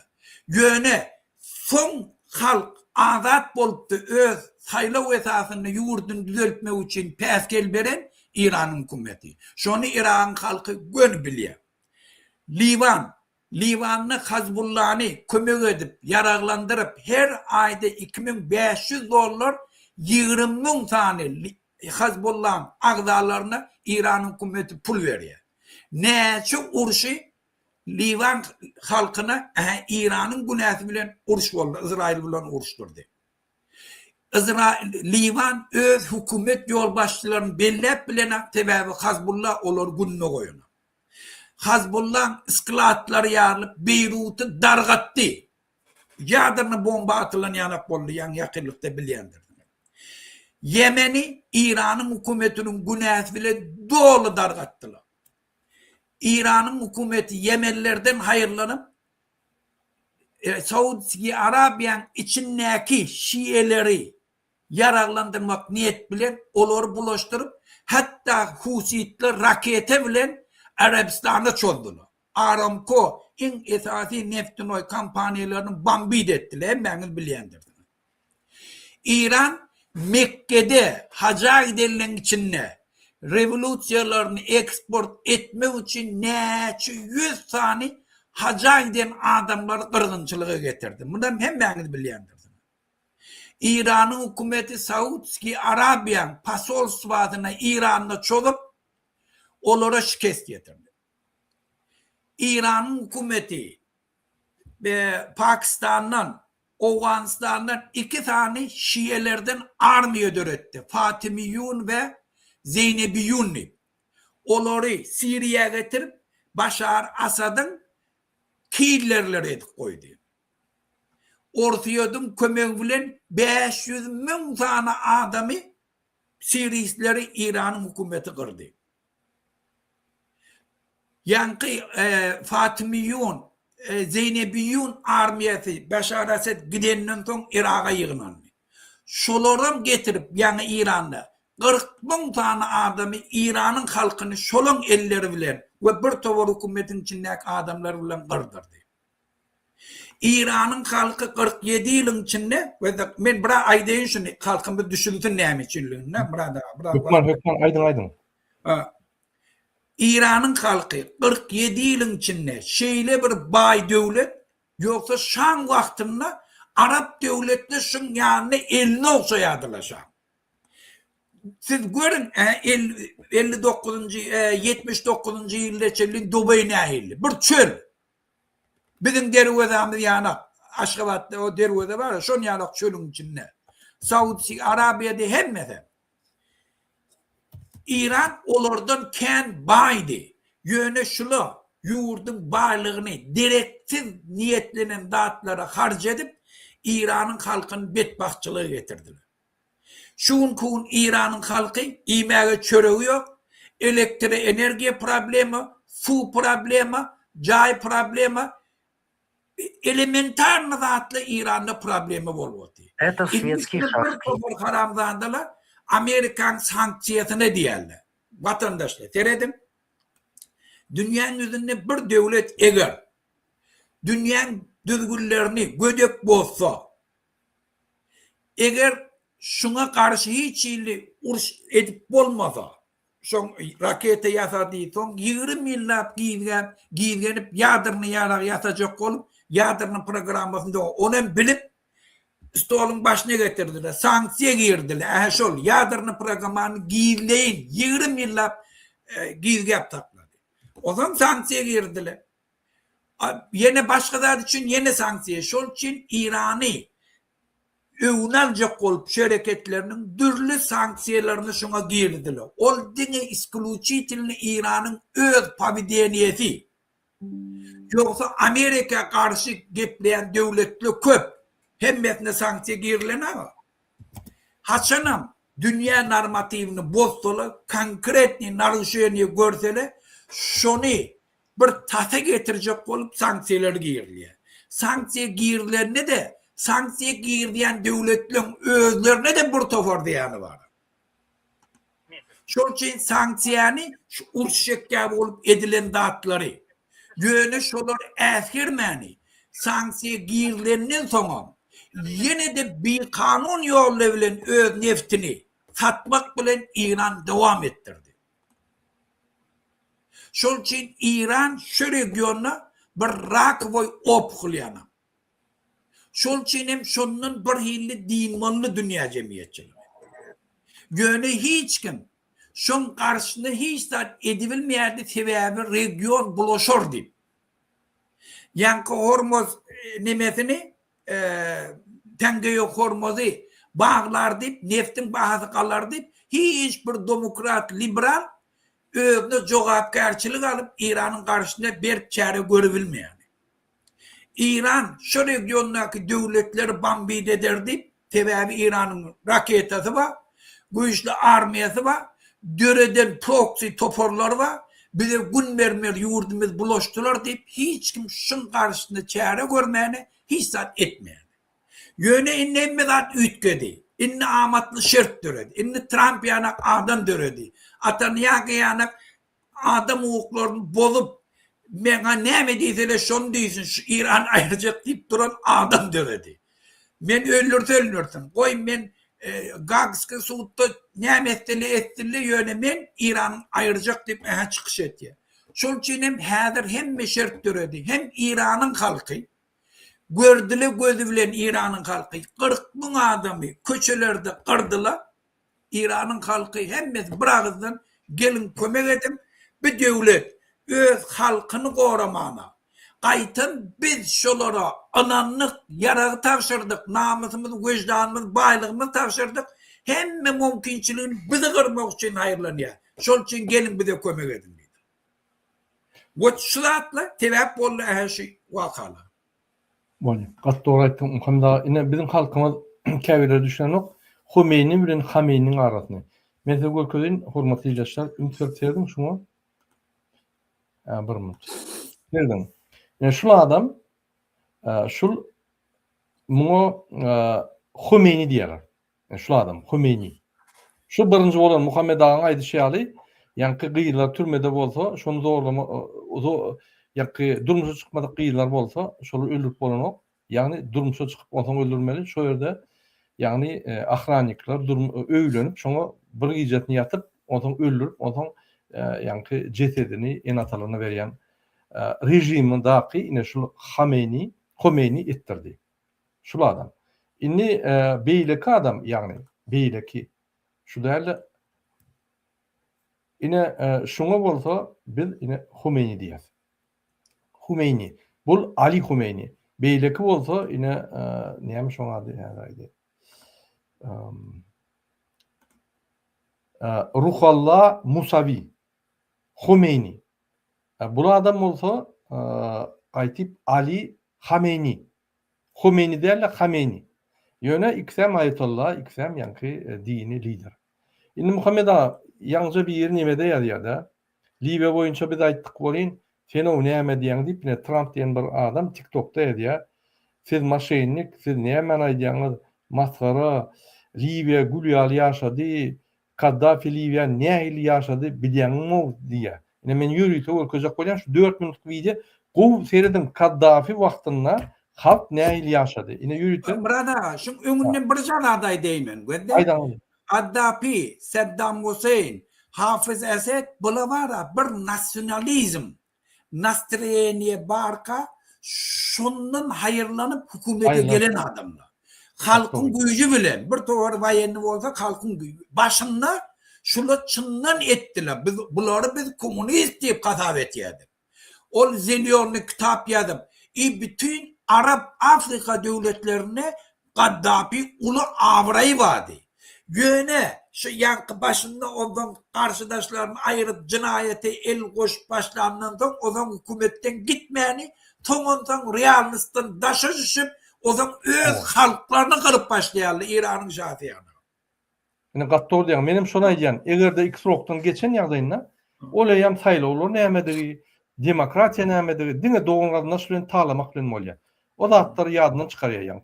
Demokratiýa, halk, saýlawlar polny ignorýa edýär. Hemme zady iki sorokda gurunýar. Ýagny daşyna öz wepaly adamlaryny goýýar, doğan anlaşyny getirip goýýar, dol gurunýar. Ine biz diýemde şoň ýanky Kaddafi işaret etmedi. Etti halka başta. Yönetim o zatlar puç oldu. Anama diýerenden soň da. Awa. Saparmurat Türkmenbaşy diýilen haramzada da başta. Gowy gelip reform etjekdi, bir topar gowy zatlar başlady bolýan. Derrüw gördü. Çykyş edip aýtdy telewizorda, "Ay bizim halkymız goýun ýaljak, mal ýaljak. Haýt tarapy neme süýjürmeli." Yani halk oynap başladı da gün diktatörlüğe geçti. 93'te ýan özüne Türkmenbaşyna adlandy.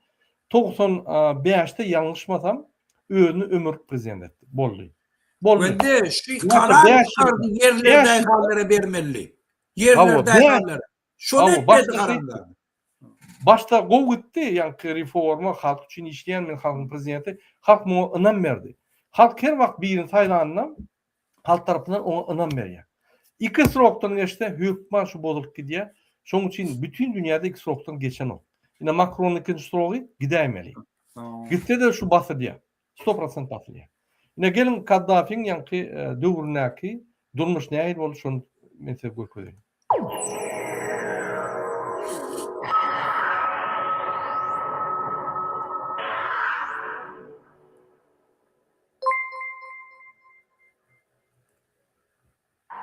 Принято считать, что Ливия времен Каддафи была чуть ли не социальным раем на земле. Бесплатная медицина, дешевый бензин, стажировки за рубежом за счет государства, низкие налоги и строгий запрет на любые поборы, аптеки с бесплатным отпуском лекарств. Те, кто там жил, подтверждают, такие законы были, но с некоторыми, мягко говоря, оговорками. Законы были действительно красивые, разговоров нет, там были такие правила, там иногда читаются в интернете, как бы немножко это вызывает у меня улыбка. И... Ine şul İslam döwletleriniň ýanky ýolbaşçy. Что там были такое, там якобы бесплатная медицина, но что за бесплатная медицина, если бы люди видели, или бесплатное образование, или там якобы могут отправить за границу лечиться, если... Да, действительно такое было, только для приближенных, правда. То есть только люди, которые вокруг элита, которые правят страну, только они могли ехать за границу, лечиться за счет государства. Поэтому это была система просто награды своих. Но простой народ на самом деле ничего такого не видели, ничего не получал. Со слов Виссама Бардвила, проведшего в Ливии детстве, образование тоже оставляло желать много лучшего. К примеру, правительству мало волновало, что школы годами стоят без ремонта. Государственная система работала на благо элиты, пресекая любую активность граждан. Атмосфера страха и угрозы. Поэтому и люди и не жалуются. Ünferden Muhammed'a nasile strahı, yani korku döredýärler, halkyň içinde tutup alyp gidip ýowa diýerler. İkinci, medisina muht. Medisina ýok boldugy, Türkmenistanyň medisina muht we korku döredýär.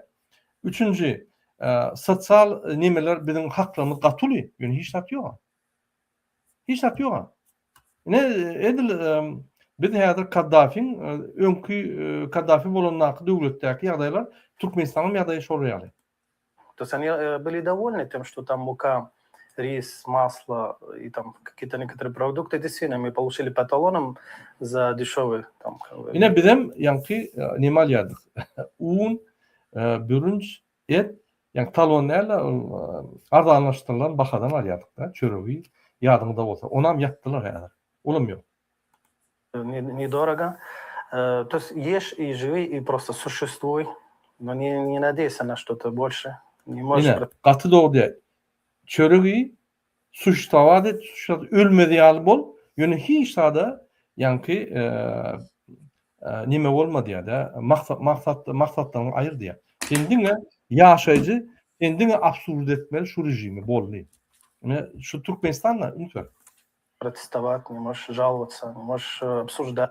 Протестовать не можешь, yani protest et bilen ok, näherlikden bildirip bilen ok, absurdat ya, pikir alyş bilen ok. Ne Türkmenistan'da? Предложить даже, потому что... Hatta sen teklifan berip bilen ok, sen dinleyen yok, der o işin gör yani.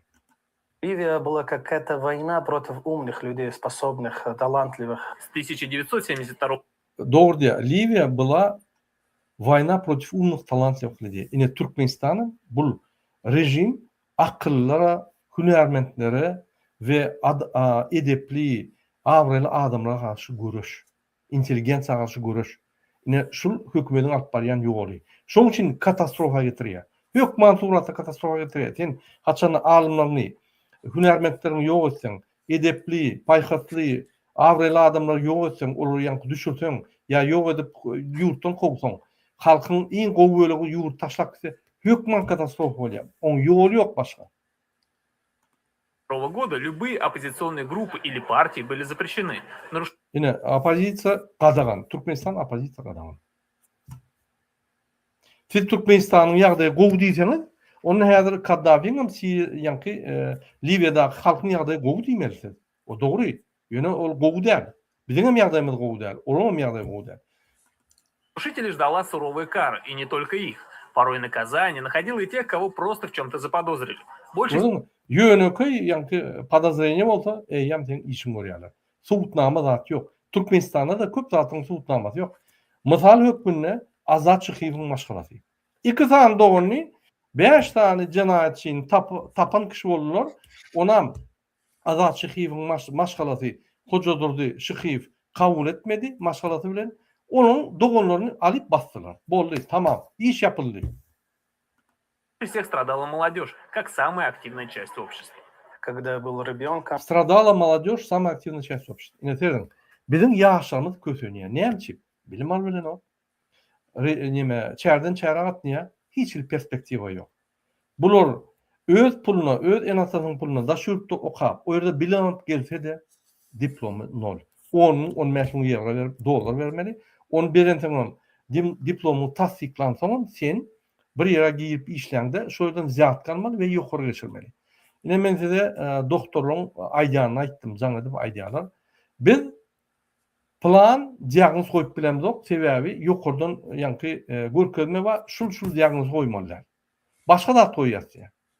Biz prestüpleniye deriz ya, biz cenayet işe deriz. Neye derler? Yukarıdan buyruk ya da işten ittip. Kaçanla hünermentli değil. Din rejimi öveyen adamlar yankı ulgamy dolandırsa, hükman, bikançılıklar, betbakçılıklar, yankı logika dengelmeyen zatlar bolýar da ine Türkmenistan medisinasy çökdi. Adamlar ýöne ölýär. Oňa yankı ýüregini tutup apendit ýaly, apenditside liçen atýar olar. Elbetde ölersin sen. Sen diagnozyň o däl. там месяц Рамадан, сидели перед телевизором, ждали ифтар, там объявление, что можно поесть, азан хотели послушать. А вместо этого, зная, Каддафи и его группировка знает, что люди все в этот момент смотрят телевизор, показывали это публичные казни, обвинения. Я видел этих молодых людей, это до сих пор я помню. Ýadymyzdan bizde publiçni kazda abinene. Kabinet ministri çıkarıp adamları naruşnikli ağladıp görkezýärdiler. Ol pikir etmeň adalatly gorap edýär. Ýok, o ýerde tutulan adamlaryň kim pul bolmadyk bolsa, ziyatka bermedi bolsa, öňe çykýar, galan ziyatka çypýar. Ýokary ýanky başga adamlaryň çağrı çypýandyr ondan. Ine şol adamlar ýanky telewizion öňünde ağlap, men ýalňyşdym zat diýip edýär. Ol pikir etmeň adalatly üçin, ol halky gorkuzmak üçin. Egerde ýalňyşlyk eden bolsa, ýöneköy bir köçede maşin turup ýalňyşlyk eden bolsa, o telewizorda görküşýär. Näme görkez? Bas goýber ýa-da çäre ber boldy. Ýöne sen çäre diňe şu gedek görmeliler, sen her gedek görmeli. Adalatly goramaly. Им даже 20 лет не было. Судебное дело, которое продолжалось несколько минут, послушали. Выходит, что говорит, он относился к какой-то партии. Просто. Там есть выражение «ман тахаззаба хан». Кто относится к какой-то партии, то он изменник. Ine Türkmenistan. Sen eger DVT degişli ýa-da Muhammed Döjin gurulmasyna degişli ýa-da daşarut bir opozisiýon nime degişli bolsaň, sen watan döňügi. Ine bizim kam şeýle şo bir sistema, diktator sistema. Ine siz öwýäňiz ýanky Trump diýen öwýä. O sen bilýärmi Kaddafi näýeli gowy adamdy, näýeli halky gowy ýaşady. Ine gurulmapdy, halkyň wekili gurulmapdy. eşitmişsin. За измену смертная казнь. А потом показали вот эти казни, навесились люди, эти молодые. Коррупция, лицемерие и жестокие репрессии, прикрываемые красивыми словами и утопиями всеобщего равенства, братства и самоуправления, закономерно вызывали протесты и восстания. Когда Yine korrupsiya, yani kanun bozmak, yine şunu atlar, protestler getiriyat diye. Şu yerde de korrupsiya, eğer olur sosyal raya olmasa, korrupsiya olmazsa, hem de adam için olur diye. Korrupsiya neyimiz dörüye? Kaçanla adaletlik olmaz, kaçanla kanunu bozulsa. Demek, şol sosyal kanunlar bozuluyor ve şol kaide vardı, düğünde yok. Pul versen bolya, pul vermesen yok. Каддафи, правивший страной целых 42 года, был свергнут только в 2000. Gördün mü Muhammed abi? 42 yıl. Yankı Hümeyni 36 yıl. Ulan 42 yıl. 2011 году на волне арабской весны. Правда, с его смерти в Ливии пришло не долгожданное благополучие, а социальный и политический хаос.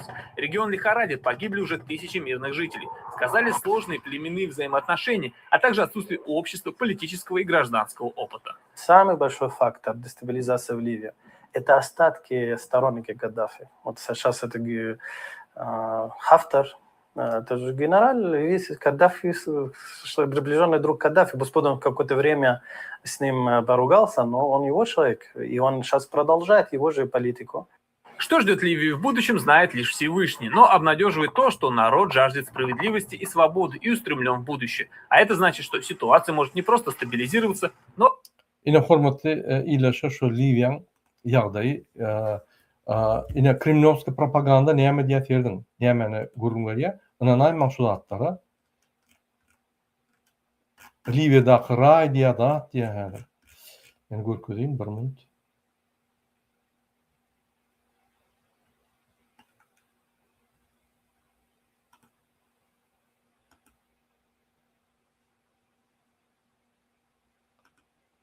Bir minut. С этими последними американскими дебатами совпало событие, которое реально изменило расклад сил на Арабском Востоке и погрузило этот регион. Bu da yine şurada bir Burada men bir aydan şuna geçmeken. Aydın. Ve de şu muhtitele de çörek muht, gaz muht falan neydi. Bulam şu diktatörler korku sistemasına kavat getirip etkilerle. Tebe bir adam hükümete karşı giderse medisinesini ayırıyorlar. Çöreğini vermeyerler, işten koyuyorlar, su vermeyerler, elektriğin o zaman halk neymiş ki ayıp oluyorlar, zattiği oturmayın diye. Bulam şu korku sistemi bir mekanizmalarının biri. Bir, ikincisi, şu neymiş için şun yana köp oturan diktatörler hem şu yurt dolandırıp oturuyor. Bir de adet yerler halka göz yetirecek oluyorlar. Eğer men gidersem siz aç kalırsınız. Yurtlar var. Yurt bölünür deyip. Şuna da tayinlayanlı yurdu. Şunun için avtoritetli adamları ayırıyorlar. Partiye döretmeyenler. Halkın kellesinde korku döretmeyenler. Eğer şu giderse biz aç ölürüz. Stalin ölenine halk biliyor mu neyle ağladığını? Niye halk neyle ağladı? Yetim alyan çağı yanak bol. Yetim alyan. Kim ol? Özü yetim o karamda da. Bunu özleri yetim alacak yani. Bak men doğunlar nasıl mı ağladı? O giden ağlana yurt ne mi olur deyip. Temel şeyle piçliğine döretiyerler halkta. Şu an İran'ın iki tane problemi propagandası var. Eğer Amerika bizi çözerse regionu o da çeker. İkinci, eğer öz halkına etkiler. Eğer ben gitmeli olsam siz kırık gider. İkinciden yurtlar bölünür diye. Azerbaycanlı, Türkmenli, Türkmenistan'a, Kürtlü, öz devletin var, Araplı, Irak'a bir bu şeyden korku devlet diye. Kredi bile almasınlar diye. Birden ütçecek bulamasınlar diye. Şunun bir de var akmaklı propagandira bu diye. Ben şol için aytyan şu meselemni. Görün şu düşmanın şu diktatörlerin halkın mağdına talyan da attı. Yine bir daha daydı Kaddafi yok bunun. Ne için Kaddafi dünya karşı çıktı? Sebebi bir tane pasajir ki samolyotu göçürüp öldürdü. Göçürdü pas 300 neçe adam öldü. Şonun en sonunda boyun aldı. Boyun alıp şol için neçe milyar istirafım töledi. Bu şol için sanksiya girdiler. Allah Murat Karamzade yanakla o zatlar görene. Yok şu diye Amerika karşı şeydi diye. Yok onu yanakla attı. Hem öl halkının karşısına gitti. Hem dünya peskel verdi. Şol için hem dünya çare görüyor. Ne için şu an Severni Koreya zat diyen akla. Severni Koreya kendi daşarı yurtta bir problemi dönüyordu oturana. Ölçünle. Yönü yadırının programmasını. Havvala detiyerle. Bir maymunun eline granat veren yanak da. Haçan göçürse şonunu göçürür. Şol için aladı ediliyor. Yönü bir çare görülür. Doğru. Yine Muhammed Rossiya beylikli ülke propaganda diye diktatörleri uğudunu gördü. Yine ünferin Russiyan propagandası. Ne yan Kaddafi boyunca aydın adam önü ösün Libya'da ve diplomat olan inni Rusya propagandası ne diye Kaddafi boyunca. Yine şunu adımları seyredip fikir ediyor şu doğrudur deyip. Пособие по безработице $730 в месяц. Зарплата медсестры $1000 в месяц. Новобрачным дарится $64 000 на покупку квартиры. На открытие личного бизнеса единовременная материальная помощь $20 000. Образование и медицина в стране бесплатные. Образование и стажировка за рубежом за счет государства. Сеть магазинов для многодетных семей с символическими ценами на основные продукты питания. За подделку лекарств в стране смертная казнь. Квартирная плата в стране отсутствует. Платы за электроэнергию для населения отсутствуют. Продажи и употребление спиртного запрещены в стране, сухой закон. Кредиты на покупку автомобилей и квартиры беспроцентные. Риэлторские услуги запрещены. Бензин стоит дешевле воды. Литр бензина в стране 14 центов. Но только это все было больше. Yine gördünüz mü şu propaganda? Yankı adam ayya şu zatlar var. Dine yakın adamlar için. Yine şu Türkmenistan'dan kuvvetli diye de Kaddafi'nin yankı nimeti. Niyazın kurun çörek muht, o muht, bu muht dedik koydu. Biz bütün dünyada ayyadır kovu çörek muht, onimiz muht, munimiz bize yankı emmeler ortamda işleyen zavidivi dediler de. Yine ben Türkmenistan'da yaşadım Muhammed Ağa.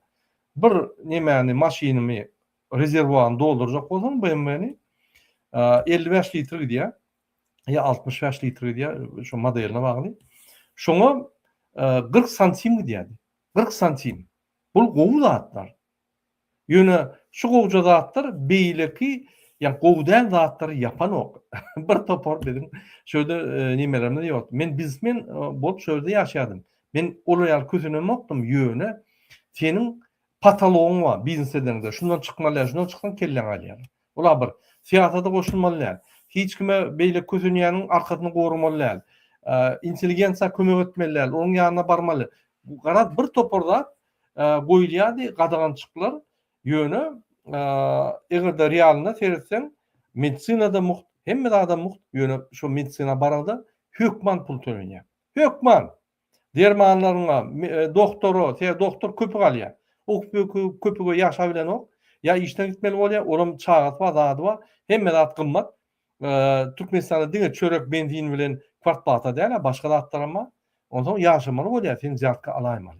Yine şu sistemi ben düşünüyorum kaçanlar şuraya yankı birinci ortayan aydışyalı zatlar bulunmadı ve hem adımlar bulunmadı. Ona ne yapmış olur protest ediyor, ne yapmış revolüsiya ediyor. Ne yapmış Kaddafi vaka köçe çıkıyorlar. Onu yani govolayan olsa. Ne yapmış ediyorlar. Şunun için şu ortayan propagandası dinleyip fikir ediyor. İçinde yaşaman Libya'da Kaddafi vaka hem medat gülüyalı halk yani bir yaşayan. Her adam Türkmenistan'la beylikli ülke fikir ediyor. Türkmen halkı bahtlı halk, gülüyalı yaşayan hiç probleması yok. Fikir edip gitmiyor. Yöne bilen o. Türkmenistan içinde kanunu bozuluyor. Adaletlik yok. Hakkın korap bolun yok. Aylık yok. İşsizlik. Daşına çıkıyorlar. Türkmenler terk edip Türkmenistan'a gidiyorlar. O da pasportlar uzatılan yok. Türmeler var. Genotsit, halk genotsit eder türmeler var. Yine yani ovudan depe yali. O da hatta aydılan o. Sebebi o da hatları biz gürleşkelerine adamları düşünüremiz o. Onu yine biz siyasetçiler mass medyada düşündürüyor. Onu halkara kurumaları eştiye, görüye, bağırlıya, tasdikliye. Yönököy halk oňa üns berenok. Yönököy halk serdenok. Başga milletlerin halklary. Şoň üçin ne şeýle. Ine biz ýalnızca şu Trump'a ýürüte TikTok'taky Trump'a düşündürdik. Nähili Kaddafi döwrüne Libiýa halky nähili gowy ýaşady. Biz çykyşymy dowam edelim Muhammed ağa. Seziň gelenok. Alo. Burada. Seziň gelenok. Indi biz bir soraw berjek bolýar. Ine Ali Hümeyni öldürüldü. Yok boldy. Yok şol. Häzir täze hökümet emele geldi. Wagtany hökümet, täze prezident, täze ýa-ki parlament bolýança häzirlikçe bir 3 tane adam döwlet durumdaýar. Ne şun geljegi näýili? Senin pikiriňçe? Elbetde sen bir neme ýa-ki majisyen däl, öňüni görüp biljek adam däl, ýöne pasilkalar bolýar. Ne şu zat bolsa hökmen şunu iýiz bolaýmar şu zat. Şu zat bolsa hökmen şunu getirämeli. Şu zat bolsa şunu getirämeli. Indi bir näçe variant sen aýdy bilseň, şu ýagdaý ine şu variant boýunça özüp biler, ýa şu variant boýunça gidip biler, ýa şu variant boýunça gidip biler diýip bir baha berseň, näme bolsa sen Iranyň içinde siýasat etýärdiň. Türkmenler bilen men habarly köp gurulmalar geçirýän, ýürüte Iran diline çykyşlar edýän, Irana Türkmenliň hemmesini gowlayan ine käbirleriň bir näde pikirleri bar da. Bu pikirde biz Amerikanlar gowlap häzir çykyş edýäs. Ýok. Ayetullah Hameni, ýa-ni Ali Hümeyni 40 000 adam öz halkyny öldürdi. Biz halky gorýar. Iran halky, Türkmen halky, Rus halky biz halkyň tarapyna. Eger kim halka karşı hereket etse, Hameyni bolsun, Putin bolsun, Gurbany bolsun, Kaddafi bolsun, biz şoňa karşı. Trump halka karşımy? Oňa da karşı. Bize tapawut ýok. Şoň üçin biz Trump'y gollap çykyş edemizok. Ya Trump'ın şul edeni işini gollamzok. Ýöne şoň eden bir kanunçylygy şuraya netije getirip bellek geçýär. Ynanyň Trump nämäni Ali Hümeyni'ni öldüreni senatdan ýagny kongresmenlerden ruhsat almadı, şoň razyçylygyny almadı. Razvedka näme informasiýa gider, ine Iran halky, Iran hökümeti, terör hökümeti taýýarlanar. Bize meňiş kazanmak diýip, ýa-ni şonu bahane eden bolýar. Ýok, ol hökümet suratda ruhsat almady. Sebäbi bul Amerika halkynyň, Amerika döwletiniň daşynlaky urşy hökümet senat tasdiklamaly, parlament tasdiklamaly. Bolýar Muhammed ağa, indi ýa-ni bul aýdylan soralar boýunça näýli hadisalar bolup geçip biler we Iran halky, Iran döwleti haýsy urlarda ösür, haýsy urlarda gider. Şonu bir bellek geçden. Wende Iranyň ýagdaýy ören sложny häzirde. Bir zat diýmek ören kyn. Sebäbi Iranyň bir towar potensiýallary we bir towar hereketler etmäni, olum şermendeçilik etmäni diýildi. Ol ýeňi we hiç kim ýeňi bilmeýär, ýöne şermendeçilik etýär. Maňa bolmasa hiç kimi bolmasyn diýen manada. Şol üçin häzir gözüne getir. Şunu gördük, Oman'a da raket atıptır. Oman var ya, Indozi. Şunu kollap hemme yerde övüne düşüp şu meseleleri çöz. Şuna da raket atıptır. Arap devletlerinin hemmesi biz uruşma deyip Trump'tan hayiş ettiler. Uruşma bizden bulaşır da attı. Yok. Hemmesine raket attı. Häzir şu Türkmenistan'a da atmak mümkün. Ben iminle şuna aytjak bolýar. Sebebi bir kuduzlap oturan wagty häzir. Bir ýokardan bir buyrugam ýok. Knopka nira basyp oturmaly. Şol üçin bana Türkmenistan şu an yaman habardar bolmaly. Mümkin atdyn. Sebebi maksady näme? Töweregindäki döwletler bulaşdyryp Amerikan mecbur etjek bolýar bombit etmeli. Bir da. Bende İran'ın hükümetine esası güç Ayetullah Hamene'nin elindedir. İnni şu ayrılı. Onun kalanları vilayetli adamlı de. Önkü uruşta da Hamene'nin en yakın adamları, anamdar, vayenin açanlıklarını öldürdüler. Sonku gelenle ola da anamlı adamlı de. Ola da vilayetli adam de. Töwereginde adam ýygnap biljek adamla de. Şol üçin häzir Bunu oturup yığınlanıp birini belli evimler akla. Sebebi şunem hem yerin bambi dedi o tema. Şu sebepten hazır İran'ın içinde bir anarxiye döner. Bir anarxiye. İsrail bilen Amerika'da reşitilini İran'ı sonuna yetmeli. İnni şuna Arap devletleri de koşuldu. İnni Fransa'da koşuldu.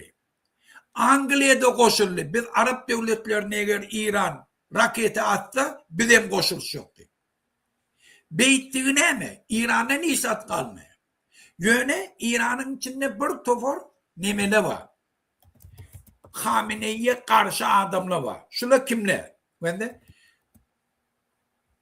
önkü İran'ın prezidenti önkü Ruhani. Ruhani daha sonra yan yakınlıkta pervarod edecek oldu. Hamene'yi ayırıp özleri yol başçılık edecek oldu. İkinci İran'ın önkü 8 yılda yine de prezidenti olanı Hatemi. Ondan başka İran'ın önkü parlamentinin başlığı Kerrubi. İran'ın birinci primer ministeri Khomeini'nin koyun adamı Musevi. Olan hem de Damaş'ın arasında yönü olan belli bir derecede vliyaniyeleri var. O zaman İran'ın içinde nemele var. Bir tofor reformu edecek olup reformatörle var. Belli adamla türmelerde otuyorlar ve bir toforum dışarıda. Şunu hazır dönen vakumda özleri yığınlanıp özleri bir vilayetinin bölük olup hükümeti ele alakadanla Amerika, İsrail bilen saglaşeniye gelip de urşu yatırıp onlara söz verseler biz 6 ayın içinde azat taylı geçirecek. Cumhuri İslami diyen zat bolona yöne hükümetin içinde işleyenlere garantiye verip amnistiye ilan edip dışarı yurttaki apozisiyelere çağırıp onun nabludatları bilen referandum geçirip neyli hükümet dolandırışı olmalı, neyli parlament sayılarını geçirip İran'ın gelecek sistemini belli etmekleri mümkün. Bir var yani. İkinci var ya İran'ın hükümetini doğal ayırıp halk köçeye çıkıp apozisyon lider olup duran hazır Reza Pehlevi'ni beyleki güçlüğün kömeğiyle İran'a getirip İran'ın içinde taze bir devlet kurmakları mümkün.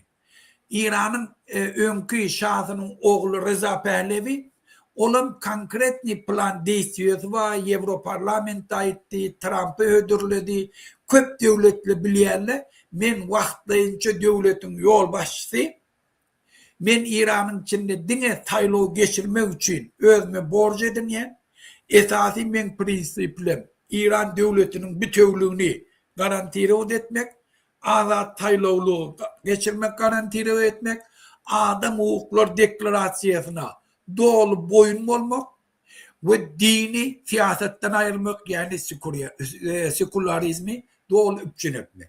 Şöyle bir dünya devletlerini anandırdı belli bir derecede. Şöyle gelden taze İran'ın içinde taze sistemini kurmakları mümkün. Yöne bir tavır kapma karşılıklı zatlı bolur. Sebebi İran bir köp milletli halk, Kürtli ve Azerbaycanlı, Türkmenli, Araplı, buluşlu. Eğer şunu İran'ın dolandırış siyasi sistemasını, şunu da öz rollerini millet hükmünde, halk hükmünde ornaştırıp bilmese İran'ın içinde çekilişikli olur. Şunun her halk şuna kastı şok olsa şok halk organize olunlu, kuramacılıklı, hazırki proseste aktif katnaştı. İran'ın gelecekki siyasi durmuşunda da aktif katnaştılar. Şol için şu da atlı o zaman yine burada bellemeli.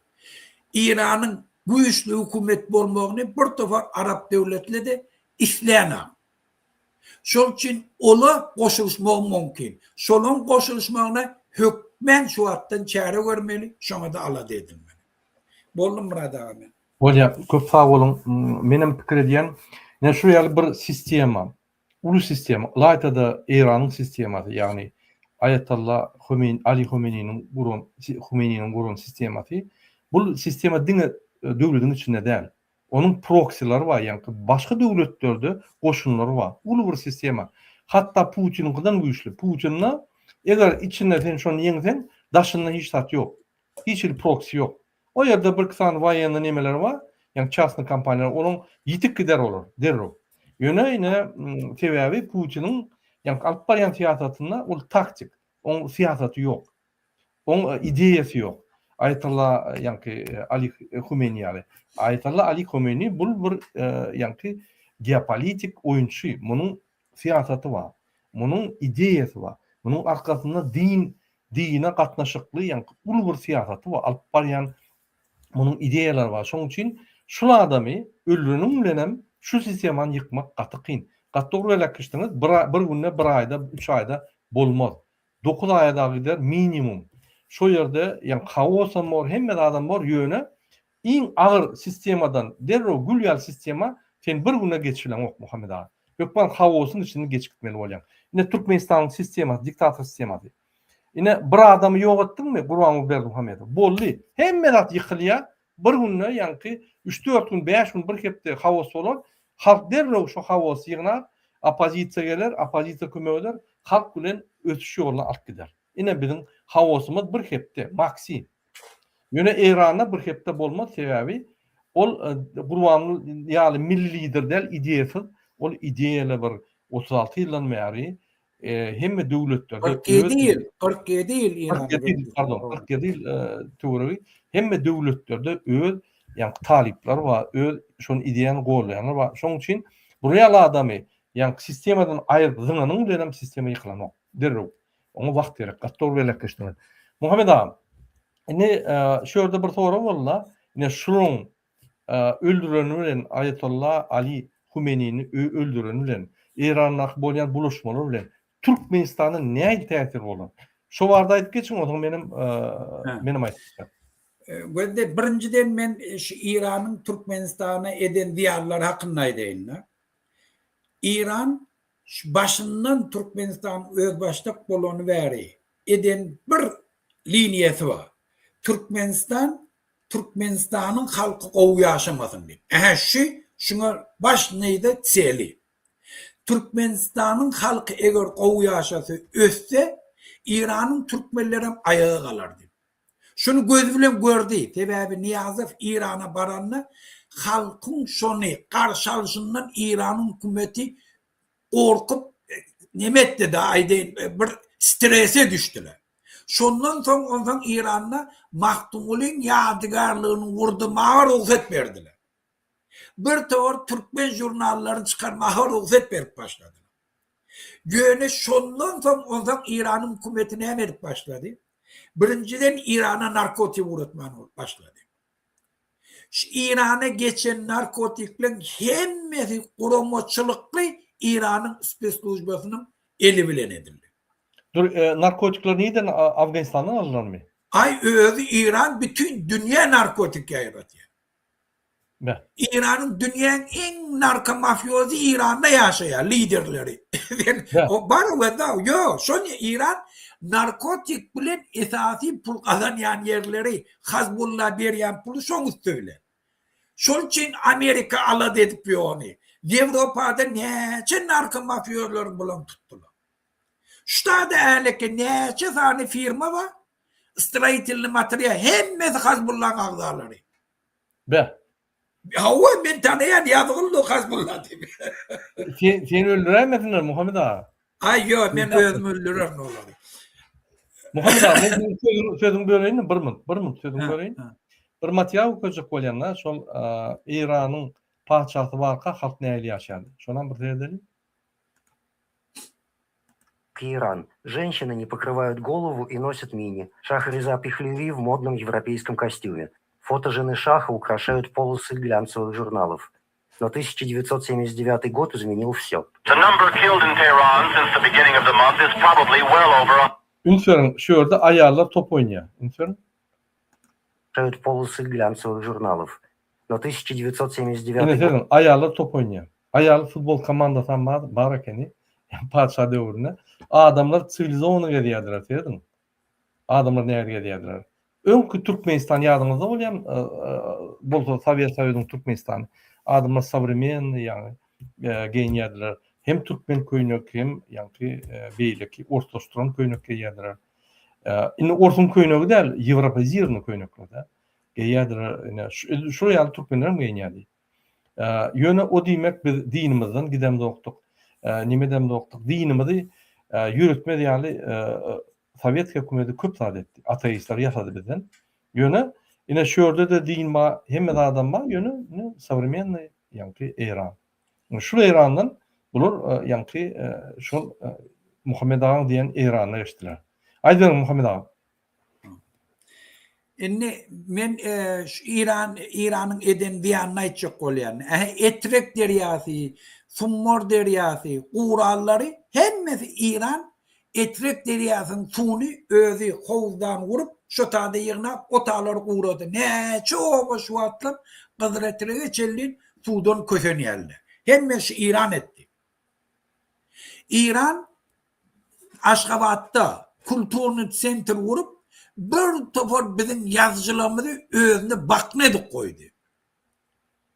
İran'ın Aşgabat'taki İran Kudrosi işi näme? Hükümet yol başçılara kıyı vermek, maşin vermek, şolara cayvlönüp etmek, Türkmenistan'ın bar informasyasını şolardan almak. Men şunu can edip ayttım KGB. Görenim bile nomor maşin ne çelli. Şol için men bilenim için aytýan. İran'ın hükümeti Türkmenistan'ın bir kanunçuluğun, korrupsiya, ösmegine hemme taraptan yardımcı oldu. Öz grajdanlarını türmeye bastırdı. Yönü Türkmenistan şu tarafa gitsin deyip itikledi sistematik şunu. Kulturni sentri Aşgabat'ta. Türkmenleri Şiileştirecek bolup, Şiileri tapıp, Omda üniversitesini okudup, terörist tayinlap, taze kadr tayinlap, Türkmenistan'ın içinde orun açmak için sistematik işledi.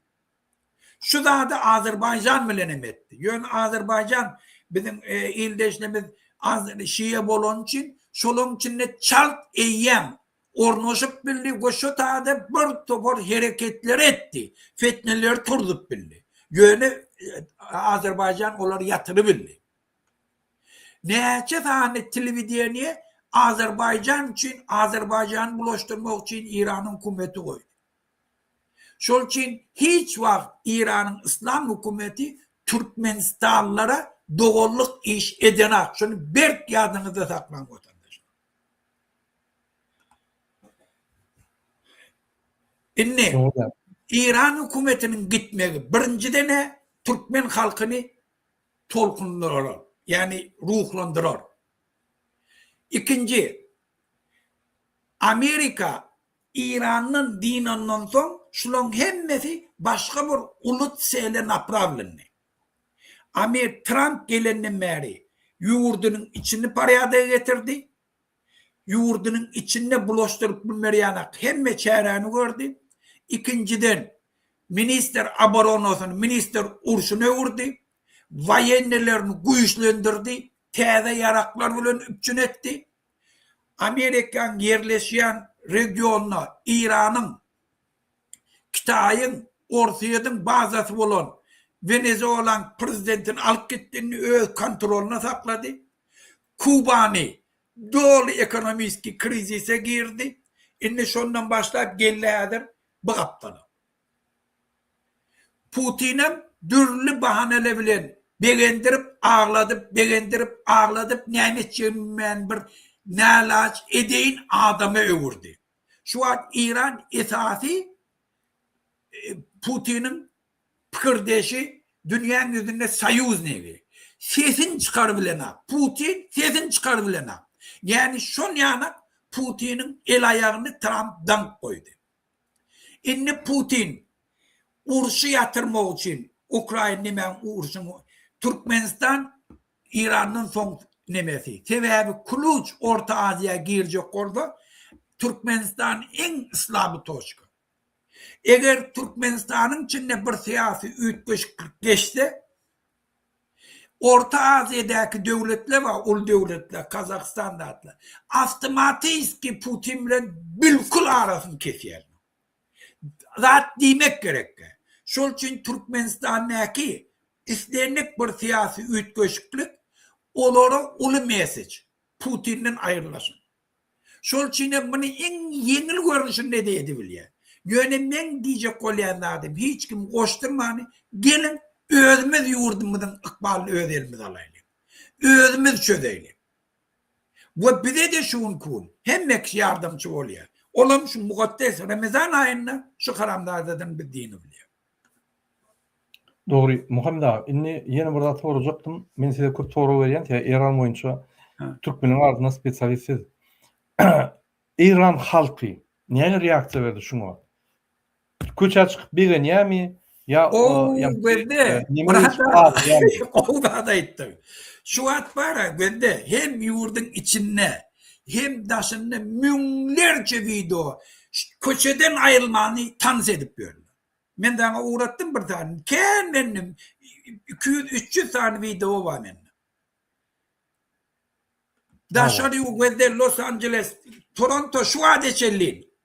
Köşeden ayrılan akal. İran'ın içinde hemme şehirlerine halk praznik edip böyle. Salyut edip böyle. Görüp bilersiniz, men onu Allah aydamak görürsünüz. Ağlayanlı halk, neyli vallahi 47 yıl biz göz yaşımız ayrılmadı. Şimdi neyli biz ola gitti, yurdumuz neyli olurdu. Begencinden. Bilen şu haramdadılar neçe milyon adamın kanına kaldı. Sesini çıkarıp bilmeyen yolda. Yasın tutubilmediler.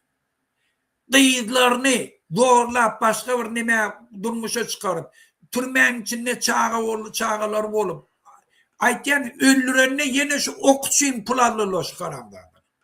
Maslığını tavşanmak için. $700 her ok alayanlar. Öldüreyenler yine her ok için $700 alayan. Muhammed abi, men bir kısan kadro okuyan ulut bersen, yankı şu deyişini İran halkı näme reaksiýa berýär, näme öldürýär. O hemme yerde gördük. Bu Arap neme.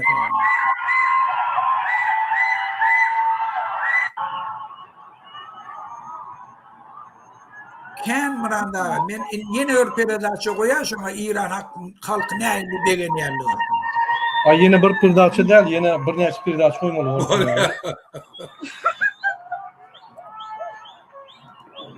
Ya şunu görelim.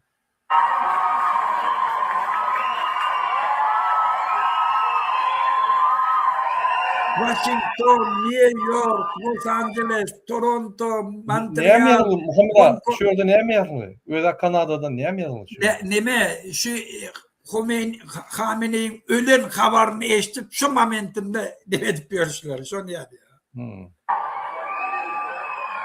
Ya bir yerin içinde, mağazanın içinde eşitip. Köçele dolu, köçele. Yatmadılar akşam diye ne? Okey. Muhammed ağa, inni menin bir Türkmenistan boýunça aýdaýyn, näme bolup biler egerde ýa-ni häzirki uruşdan soň Türkmenistan näme täsir eder? Şol Ayetullah Hümeyni'nin ölüşi ve Eran'a bolup geçen zatlar. Birinji, siyah tarapdan regionuna hemme siýasat ütkeýär. Şol uruş näme guturjak belli däl. Eran entek azatlygy çykan ok halky. Entek öňkü sistemany golyan adamlar bar. Entek halk hökümeti barıp köçe çykyp o bizim köşküňine barıp ýa-ni hökümeti eline alanok. Ine şol alanna ýa-ni halk azatlygy çykdy bolýar. Häzirlikçe şol diktator döwletiň ýol başdy Ayetullah Ali Hümeyni öldürli. Häzirlikçe. Eýem gowşady, ýa-ni Eran hökümeti gowşady. Terörist hökümet gowşady. Azatlyk üçin ýol açyldy. Yeňmek. Indi halka bagly. Halk öňe çykyp, öz wekillerini öňe goýup, şol ýa-ni çalışmalar etse, onu azatlyga çykdy bolýar. Egerde onu etmese, Amerikada gowşasa, İsrailem gowşasa, onda mümkin mundan beter rejim emeli geler. Häzir intek hiç tagyň bellisi ýok. Ýöne o Amerika men dolu İran düýetmesem men durjak gelip aýdyp aýdýa. bilemdok näme gutarıp ünfer teretmeli izarlamaly. Şoň üçin Muhammed ağa sizi efire çağırıp sizin yani habarlar sorar, sizin içinden İran diline habarlar köp alýaňyz we hakykati yani Amerikanlar ýa bilýäňiz. Şoň üçin sizin nimetmeli. Ýene bir gerek meni ýatdaçak bolýan biziň watandaşlarymyza biz musulman döwlete garşy däl. Biz musulmanlara garşy däl. Gaýtyp biz musulman döwlet, özüme musulman, Muhammed ağa musulmanlary gowlýar ýöne şu musulman diýilýän adam Ayetullah Ali Hümeyni 40 000 adama goloy 2 aýyň içinde öldürdi, köçüde attyryp. Musulman bolýandan soň sen görkezme bermeler şol öldürün diýip. Musulman bolýan bolsaň, musulman bilen sen gürleşmeli. Şoň üçin biz Amerikanlara mollamdyk.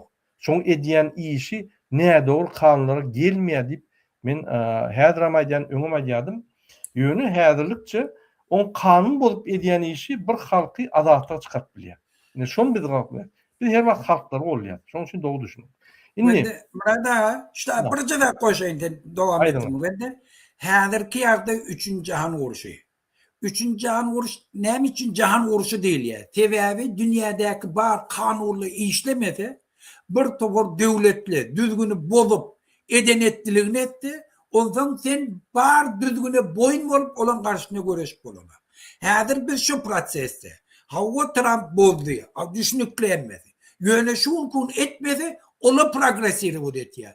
Uly howply zatlara garaşmaly.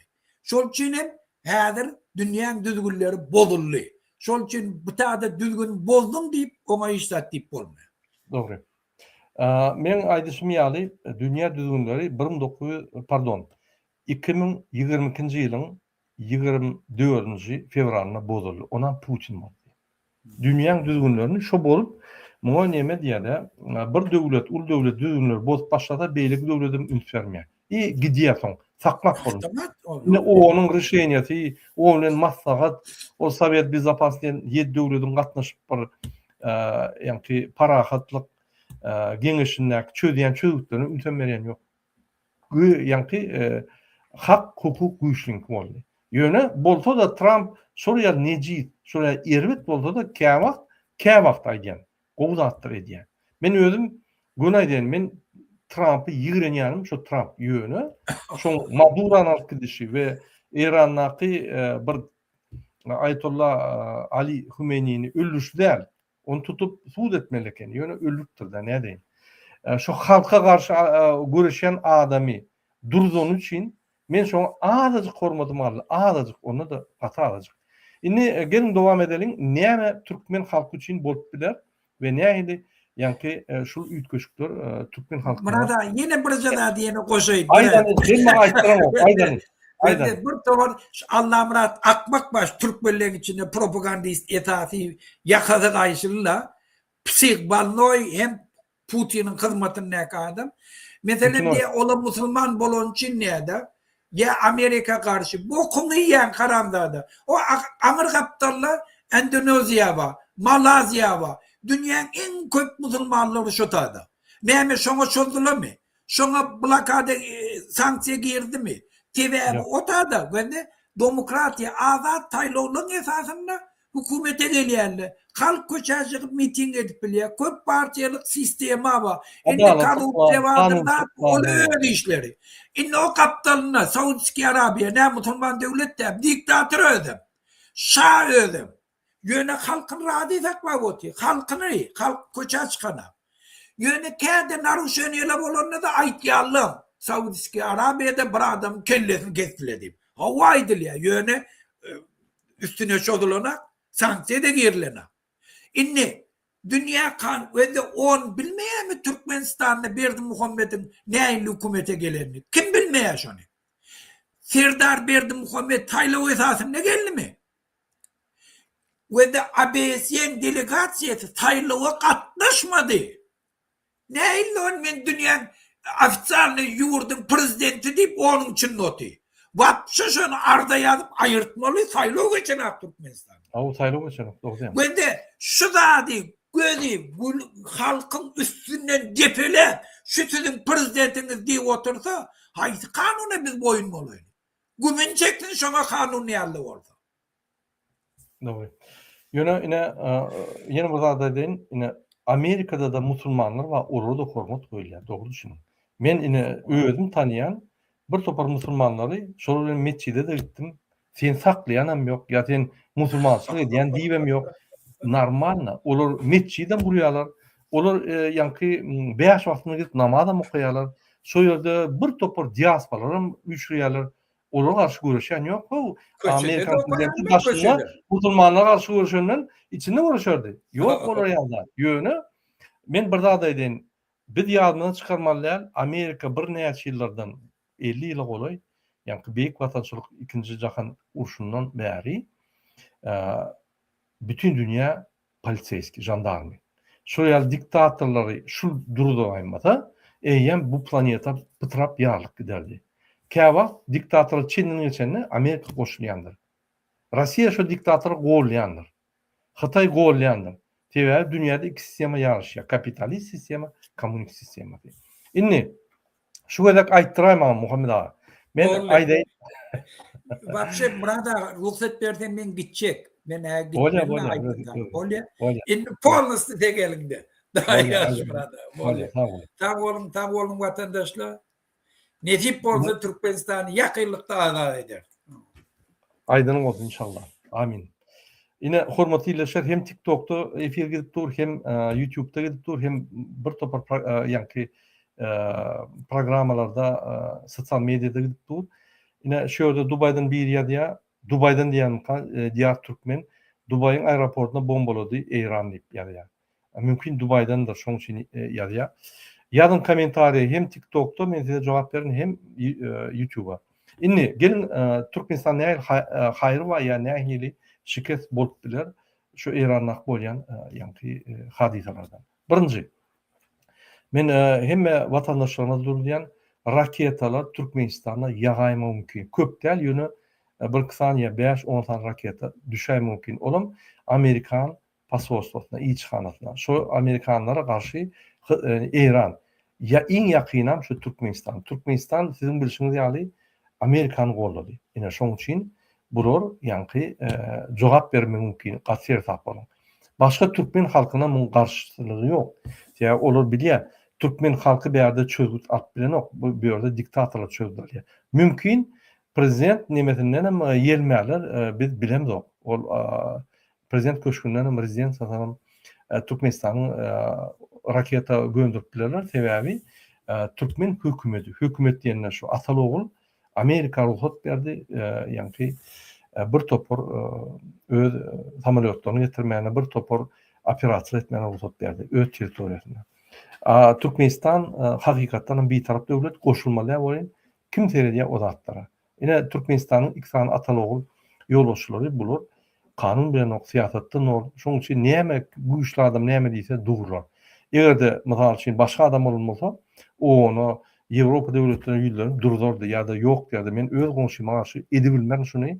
Egerde basışdyrma bolsa, gün onu ofitsialna parahatlyk geňişi we hopsuzlyk geňişi we Ýewropa döwletlerine ýüzlenirdi. Şöyle pasollar var, çağırıp aýdaýmaly boldy. Onuň wekilleri var, çağırıp aýdaýmaly boldy. Guterşe gönjaňyk boldy, çağırıp ýanky jaňa aýdaýmaly boldy. Şo ýanky Amerikan basşyny durdup bolýar. Ýöne gynan tamam Atalıoğlu öz täze hojaýynyň boldulap Amerika ýanky kömek edip, ondan Amerika bark gelip şöýden avantaj aljak bolup şoňda bark geldi. Inni başga näme bolup biler erbet taraplar? Birinji energetika boýunça. O diýmek näme? Neft gazyň bahasy ýokurlanýar. Bizim üçin, gowy Türkmenistan üçin ýöne bu gyýtga wagtlyk. Ýokman ýollar bir hilek edip atşylar, eger şol Omurski koridor yapılan bolsa, proliv yapılan bolsa, ýokman şöyle goşunlar var, açarlar, bir zat ederler. Wagtynça baklar, ular, ondan beter, öňküden beter aşağı kaçyp bilýär. Muňa ýanky targowy kaçeli diýilýär. Ine şu sebäplen Türkmenistan disbalans bolup bilýär. Gyýtga wagtda. Olam Türkmenistan büdjetine ýanky urup bilýär. Näçip ine sen şuň kontraktdan $100 bir barlyny satýan, men mysal edýärler. Erteki gün bahalar 200'e satýan, sen Türkmenistan'da formula boyunca satılýar da. Formula ýokary gidýär, baha ýokary gidýär. Ine son yani bahalar kaçyavın formada aşağı kaçya önkü satın bakanlar hem pes bolýar. Gaty pes bolýar we uýtka gidýär Türkmenistan. Şol yani targowy kaçyly, targowy yani sowda jeňil sowda problemler bolup biler. O risk nämede? Bahalar ýokurgalanda we aşağı kaçanda uly risk Türkmenistan üçin. Onsoň Türkmenistanyň öňüne ýanyna uruşlar baý bolan bolsa hemme strahboy kompaniýalar şu newidi gazy transport edenler oň bahalaryny galdyrýarlar. Olam yani haridyň bahadyny galdyryp bilýär. İkinji yani eksport gaz edilenler Türkmenistan ýarymda bolsa tapi sistematy ýa-da Iranyň üstünden ýürütü İran bilen proyektler wady. Şo ýerde İran bilen bir topar proyektler vardı, bir topar demir yol gatnaşyklary, bir topar kommunikasiýa gatnaşyklary vardı, olar durulýar. Olar ýapylýar wagtynça. Olar ýanky şonu etmek häzir hiç manysy ýok. Edip başladan bombalap bilýär. Ýa-da o ýerde ykdysadyet, geljek wagtda ykdysadyet stabilnis bolmaýar. Demek on rentabilnis bolmaýar ýani. O şu proyektler durdular. Olam elbetde bizim üçin. Inni olam bize bir diversifikasiýa etmek üçin gowy hatda diňe bir mysal üçin Hytaýa satmanlar, öz gadymyzy Irana satyp bilerdik. İran bilen başga da newit gaz çarşylar etdiler ýa-da haritler goýup bilerdik. Harit gatnaşyklary etdiler, kommunikasiýalar östürip ýani Irakdan demir ýol eger baý bolsa, başga taraplardan demir ýollar açyp bilerdik we biz östürip bilerdik. Ýöne şo zatlar häzirlikçe durmaly bolýar. Üçünji yani sowda ve transit koridorlar yapılıyor, şu değişmeyeli ve bizapasnost, şu regionun bizapasnosti hoptuluğu yani peseliyor. O yerde ön bilişini değerli bizim yani bir topar proyektlerimiz durduruluyor. İnni şu yerde hoptuluk peseliğin son, o yerde bir topar radikal teçenyeli hareketler emele gelip biliyor. Narkotik trafikler emele gelip biliyor. Şu yerde migrantlar bu tarafa geçip biliyor. Yani bizim Türkmenistan döwletimize bir topar migrantlar, narkotikler, yaraglar, kontrabandı, bizim infrastrukturlarymyza atakı bolup bilýär. Bir topar zatlar bolup bilýär. Şoň üçin olan bir hop zat. Şoň üçin wagtynça biz şirketlerimiz berkitmeli we adalatly, bir taraply syýasatymyzy alyp barmak şu zatlaryň öňüni aljak bolsak, başgaça bolmaz. Sebebi biz häzir hoply döwletiň ýanyna ýerleşýär, ýani İran döwletine uruş edip dur we hoply regionuna ýani biz gaty ýakynda ýerleşýär. Şoň üçin o ýerde de ýani problem bor bu. Sizin bilişiniz ýa-da İran neme, Afganistan bilen Pakistan uruşa başlady. Häzirlikçe durdular, ýöne bilemek dururlarmy ýa dowam ederlermi? Yani bir kunlukta başladı. Onun bizim tapi, bizim diversifikasiya, gadymyzy durul taraplarda satmak planlarymyzy duruldy. Olam tapi proyekti wagtynça duruldy. Sizin bilişiniz ýaly hem Gurban Berdimuhammedow $150 milyon olarak pul goýdy. İranyň territoriýasyna Ahmet Çalyk bilen elektr liňa geçip şoldan pul urdular. Ine şol liňalaryň boş galy sebebi tapi durduruldy. O liňalar näme turul geçilenler şol transformatorlar absurd etmek üçin yani ýürüti elektrifikasiýa edildi. Olam durdy. Olam proyektlerin puç bolup häzirlikçe. Şoň üçin biz yani hoply regionda ýerleşýär. Bizim içki siýasatymyz daşynak siýasata bagy gynansaň we daşynak alyp barýan siýasatymyzdan daşynak hadiseler bar. Şoň üçin häzir Türkmenistanda gatyýety siýasatçy bolmaly, gatyýety lider bolmaly, gatyýety prezident bolmaly. Gatyýety parlament bolmaly. Parlamentin prezident häzir bizim regionumuzda uly tolkunlar başlady. Şo tolkunlarda öz gaýry bilen gowy ýüzüp öwrenmeli. Ine men gysgaça diýişim, indi sizin ýagny kommentarlaryňy okap egerde jogap bermesem, şoňa jogap bereýin. Agam Iranyň halky prezidenti ýaman görýän bolsa, halky aglamardy. Sizler ýalňyş sizler Amerika'da yaşap ýörenseňiz taraptar Trump'yň okýany. Men Amerika'da yaşamak, Muhammed Agada Amerika'da yaşamak, Kanada'da yaşayan, men Fransa'da yaşayan, doğru diýen Iranyň bir bölük halky aglaýar, ýani şonu milli lider, şonu siyasi lider, şonu yani ideologik lider deyip hata eden adamı ağlaya. Yönü beyleki bölüğü, men bilemok ne yaşaparsan 40 mı, 50 mi, 60, 70% biriniye. Halkın içinde yine hükman prezidenti qo'llayanlar var, ervedem olsa yani qo'llamayanlar var. Yine Muhammed Ağa önköyde qo'u düşündürdü, şu yerde, şu ideologiya ve musulmançığa tingişik gidenler şunu neme deyip hata ediyor, milli lider deyip hata ediyor, siyasi ve din lider deyip hata ediyor, onu qo'llayar. Olar onu ayıp bolmaya, qo'llamak haqqı var, onu qo'llayar.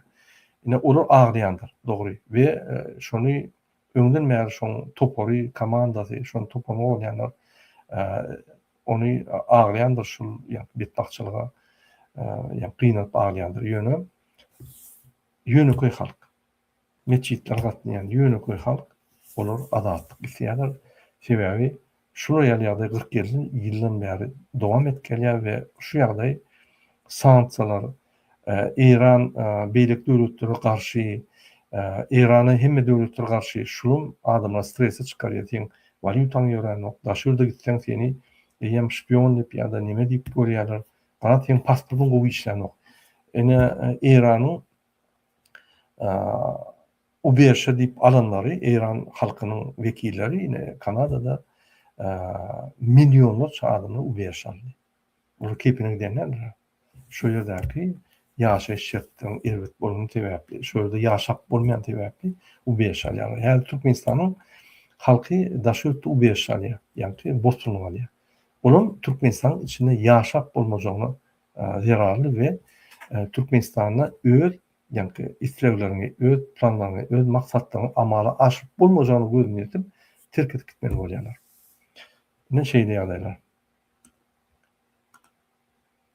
Waalaikumsalam. Okey, başka sorular bolmasa onu TikTok'ta Dubai aeroportunda radar kagela qowy özüňe näýeli связь тормозит diye. Hormatly izleşe şunu men biz efir yapýar, 2 saat 4 minut efir etdik. Näme soruňyz bolsa şu video aşağıda kommentariýa ýazsaňyz biz ondan jogap bereriz size. Hemeňizde ýene bir can talyk sertap bolan Türkmenistana bomba ýagmak mümkin. Ýürüýte İran uğratmak mümkin ýa-da Amerika İran'a vurunna, yani bir bomba başka tarafa gitmek mümkin. Ol bir teknik zatlar, teknik ýalňyşlyklar bolýar. Şoň üçin gaçer sap bolman Türkmen halky biz size her wagt can talyklar duwa edýäs we bakty durmuşlar duwa edýäs. Hoşsa bolun, indiki gepleşikler çenli. Ramazan bayramı kutlu olsun. Ramazan ayımız kutlu